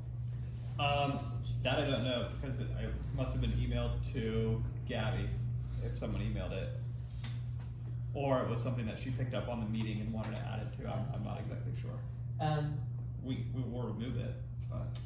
Well, we can discuss it. Number one, we are not members, because we haven't paid dues for this month, or for this year, for 2024, so I believe is it Your members through December is 31st. it through December? Okay, I wasn't sure if that's on fiscal year or calendar. I haven't seen it. I went to their website, to look at the next event, which is in October, and it's a webinar, I believe. Yeah, I think it's in the one in the city of Houston. Yeah, in Houston, and it's two politicians coming to talk about how successful they've been. I don't see how that benefits MUD board directors who, you know, we got a paralegal, we have a city worker, and we have a retiree, and honestly, the success of those two politicians will not impact us here. Not for that event, I would probably agree with you, that's more of those events that are held, like that one in October, are more dinners, and you go and you it's people who are talking about the industry, so. It's the conferences, the midwinter conference and the summer conference that's when you have all the seminars directed towards directors, so those are what's beneficial to the directors, in my opinion. You know, I looked real closely at their site, and this isn't the first time. I did this several years ago, when previous boards used it as an opportunity to vacation. And I am just flabbergasted by an association of water board directors. I counted 3 water board directors out of all members of the board and all committee members. These are professionals like yourselves. These are people who do businesses with MUDs running this organization. To me, it looks like a lobby group. It doesn't look like an association for water board directors. It's a lobbyist group who wants to keep MUDs flourishing in Texas because that's how they make their money. Well, I can tell you the purpose of AWBD is to educate directors. And directors are one of the few elected officials that aren't required to have hours of training. If you're on a hospital board, if you're on a school board, if you're a county official. I myself was on school board and had to have a minimum number of hours. I very much have pushed for AWBD to consider doing a voluntary certification of board members because I feel it is very important. I think AWB has a lot to offer, and if it's been a while, you know, maybe take a look and see what they don't usually release until January, what's gonna be on sessions. But I'll tell you, and I think I told you the story in 1998, someone from Anderson Mill MUD did a fantastic presentation on how districts could use excess operating monies for all kind of different projects. I went back to Sugar Land, Texas and said, hey, I learned this at the seminar, and we were able to do some great projects just like what you have here. I think that I've participated in the program committee, I've participated in the recognition committee, I served on the board, and I do believe, I believe it's the board members that can abuse the situation, but I do think that you all are very responsible board members. I don't want to say that the organization is at fault if board members took advantage of and, you know, didn't really attend or, you know, paid for it to be a free vacation. As I said, you can learn a lot about it and not even have to spend the money attending. You can see the sessions online. They actually do a fantastic one, and this has been about 6 years now, called Board Member 101. And it's one of the best sessions we ever created. It's about 6 hours long, and someone from each level, operator, engineer, yeah, they talk about what they do, what their job is, what, you know, what they do for directors, and you're there to learn a lot. I think it's very important, and anything that, you know, as an elected official, it's a great way to learn. Well, we have not paid, well, because we are paid up until December, right? Very And first. I mean, they'll send bills out in January, and we usually pay them. They're coming, they should be coming. in We'll the next discuss few that, there's no action to take on that item, and we can discuss it with the rest of the board when the bill comes in, but, yeah, I don't know enough about it, other than what their website professes, and it appears to me that it is, an association of, I think MUD that's the- service providers, Right. And I get it, I felt the same way too, but It's you a- have to it's a lot remember, of- MUDs are under attack, and special districts are under attack all the time. And legislators are constantly wanting to take away and weaken the powers of MUDs. And allow counties or other entities to step in and have more, you know, say. And I don't think you guys would want the county or anyone else telling you how to do your job and giving you limitations. So, they do lobby for free. There are, attorneys in the industry, 2 of them sit on the advisory committee, and then to no charge to anyone, they do lobby. Of course, it is for the betterment of the industry, and you could say, yeah, it's protecting their job, but it's also protecting this industry. I firmly believe MUDs and other special districts are the reason Houston has been able to persevere under terrible economic situations over the last 3 or 4 decades. I'm not gonna deny that they don't have merit, I just don't know if it is the end-all, be-all of a solution for. Yeah, unfortunately, it's the only one, you know, so, I mean, there's case, but case is so limited, Yeah. and it's such a, I mean, it's here in Austin, but it's kind of It limited. isn't in Austin, actually, Well, it used or to be their based out of Austin. conferences, they may are be based. out They're of based Austin. out of Austin, yeah, so they can't offer as much, Well, we will look at it, and I will go on their website and see if I see any of their previous business, advertised, so that I can see exactly what a session, contains. Like I said, what they have listed for happening in October would be. Yeah, it's I agree, Would but, be worth look at the previous summer conference. I will, Would be a good I thing will. to look at. So we'll move on to 7D, authorized preparation of TPDES Phase 2 MS4 General Permit Annual Report. Y'all haven't had this in the past, but a lot of, attorneys will put just a authorization on there for your annual report to be put together. We will do your training in December as we typically do during the December meeting. So if you wanna notate that, Cole, I think that covers, agenda item 7F. We always do the training during the December meeting, we do it at the beginning of the meeting, so it'll be on that agenda. And then we take that agenda, it goes into your annual report before it goes off. So your annual report will be submitted after the attendance of the December meeting. And Infomark prepares the annual Correct. report. That's D, E, and F, all three? Yes. Okay. So the training is done, we do the PowerPoint presentation, and then we take the agenda from that and the PowerPoint presentation to the final two items that go into the annual report, and then it gets sent off before December 31st. So do you want us to just remove from the agenda for November? Yeah, we don't need it for November, but add it, make sure we have a line item for the training for December, because we need it on the agenda for the annual report. Okay. We'll just leave it standing. We typically do it directly after public comment unless y'all have any, objection to that. That way, the public is still here and present for the presentation, they can learn from it, things of that nature. Okay, so you did 7D and F together, so we'll just go on to 7E. Stormwater Committee meeting to review current year requirements and schedule annual training. I don't think we have a Stormwater You Committee. did, I don't know if we do now, but it was just the infrastructure committee meeting, which I think it was now David and Hanoi. So we'll need to get you two together. We used to do it with the engineer, because the engineer puts together your stormwater management program. They put together a new one last year, and helped develop a checklist, so it would involve your new engineer. Jacob. Where is that program What program? that Herb put together last year? It's, on the website, I believe. And is that something that's required annually?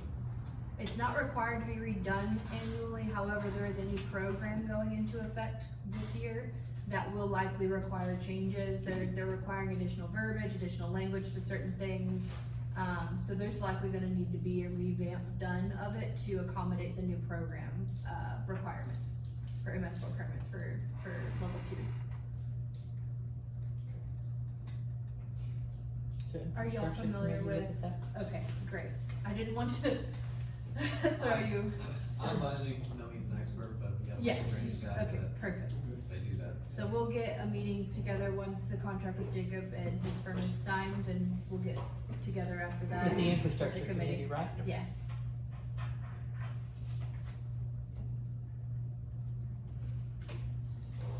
Moving on to agenda item 8, attorney report.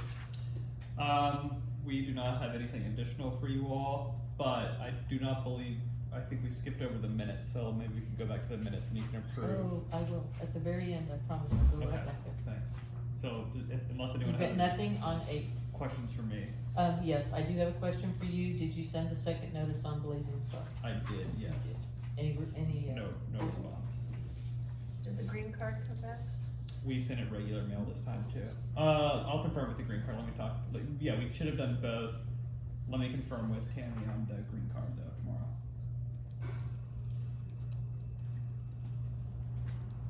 I don't think it came back last time if I recall correctly. I think so. That's why I you think did it send did, it. yeah. Do either you, Kelly, or David feel a need to go into executive session? No. I have nothing to discuss in executive session either, so that was agenda item 9 And 10. and 10. And let us go back to agenda item 2 for the meeting minutes. This was the consent agenda. I think we're gonna have to pull the consent agenda, I'm sorry, Cole. I make a motion that we move to, remove from this consent agenda the minutes for March 15th, 2023, because I have not finished them. Second time. Then all that's left is a, motion to approve the minutes for March 1st, March 8th, March 22nd, September 6th, and September 13th. I move so.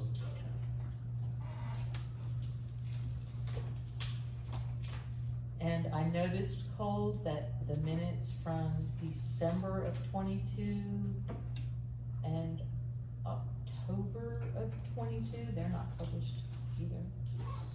Which months can you email me which I will. month and I'll take a I look at think you? it's probably, I think that we've emailed y'all about them before, because we didn't have anything for them. I know we said some Mhm. July We 22. do have them, I've sent them forward. Okay. But I will get back with you, as soon as I finish this last one for Gabby, I'm gonna go through again, and I caught those when I, Yeah, and if you Back keep to if you. you keep Gabby CC'd on your dialogue, at least she can keep me looped in with them too. That way we can kind of look internally to make sure. All right, thanks. we're gonna get those minutes done before this calendar year ends. So David gave the motion on the consent agenda, minutes minus the 15th of March, did I get a second? I have it where you gave the motion and David seconded. Oh, that was for pulling March 15th. But then you made the motion to approve. Oh. Yeah, the I just additional did dates. one big. Okay, Yeah. that's good, that's fine. Then we need a vote, all in favor? Everybody. Thank you. Okay, so that brings us to item 11 on the agenda, other matters before the board. Discussion about any items to include on a future agenda. Cole, were you able to review that, deed receipt? You're already nodding. I owe you that review. I can work on that. I had a pretty busy This one you're. month. So let me Yes. work on that and I'll put it onto our format. I should get you an answer by the end of this week. I can review it and put it into our form. As long as we can discuss it next month. Absolutely. Okay. So that would go on next month's agenda. And, we're going to also include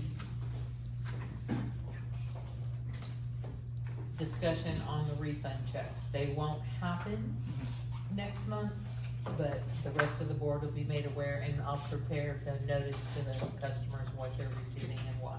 Yeah, we'll get that on the agenda.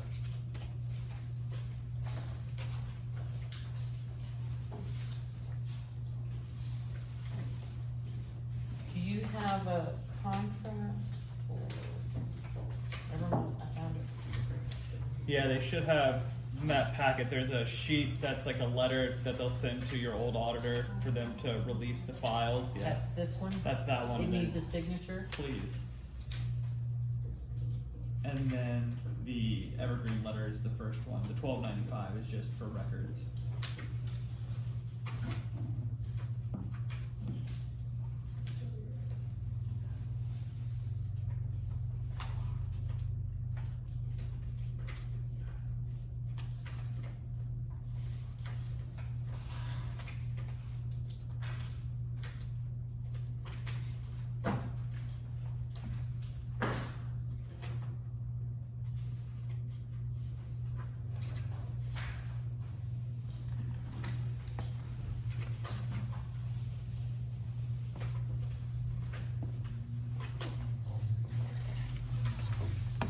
Okay, here you go, Cole. All right,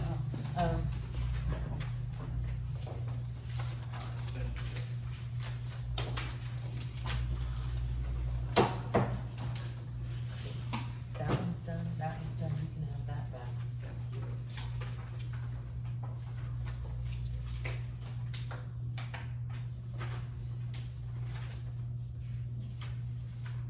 Then the next meeting date is November 15th, and we did schedule the future meeting for December to be the 13th, correct? That's everything on the agenda. Can I get a motion to adjourn? Move to adjourn the meeting.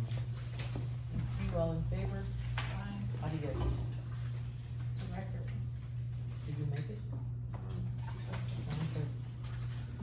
It Yes, wasn't ma'am. that bad, only 3 hours, and we covered a lot. A short record or a long record? Short.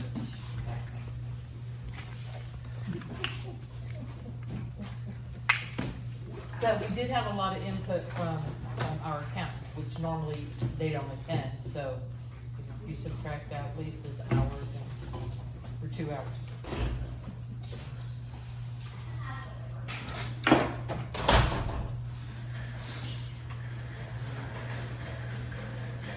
Okay, if it goes 3 hours next time and I'm not here. It won't. Thank you.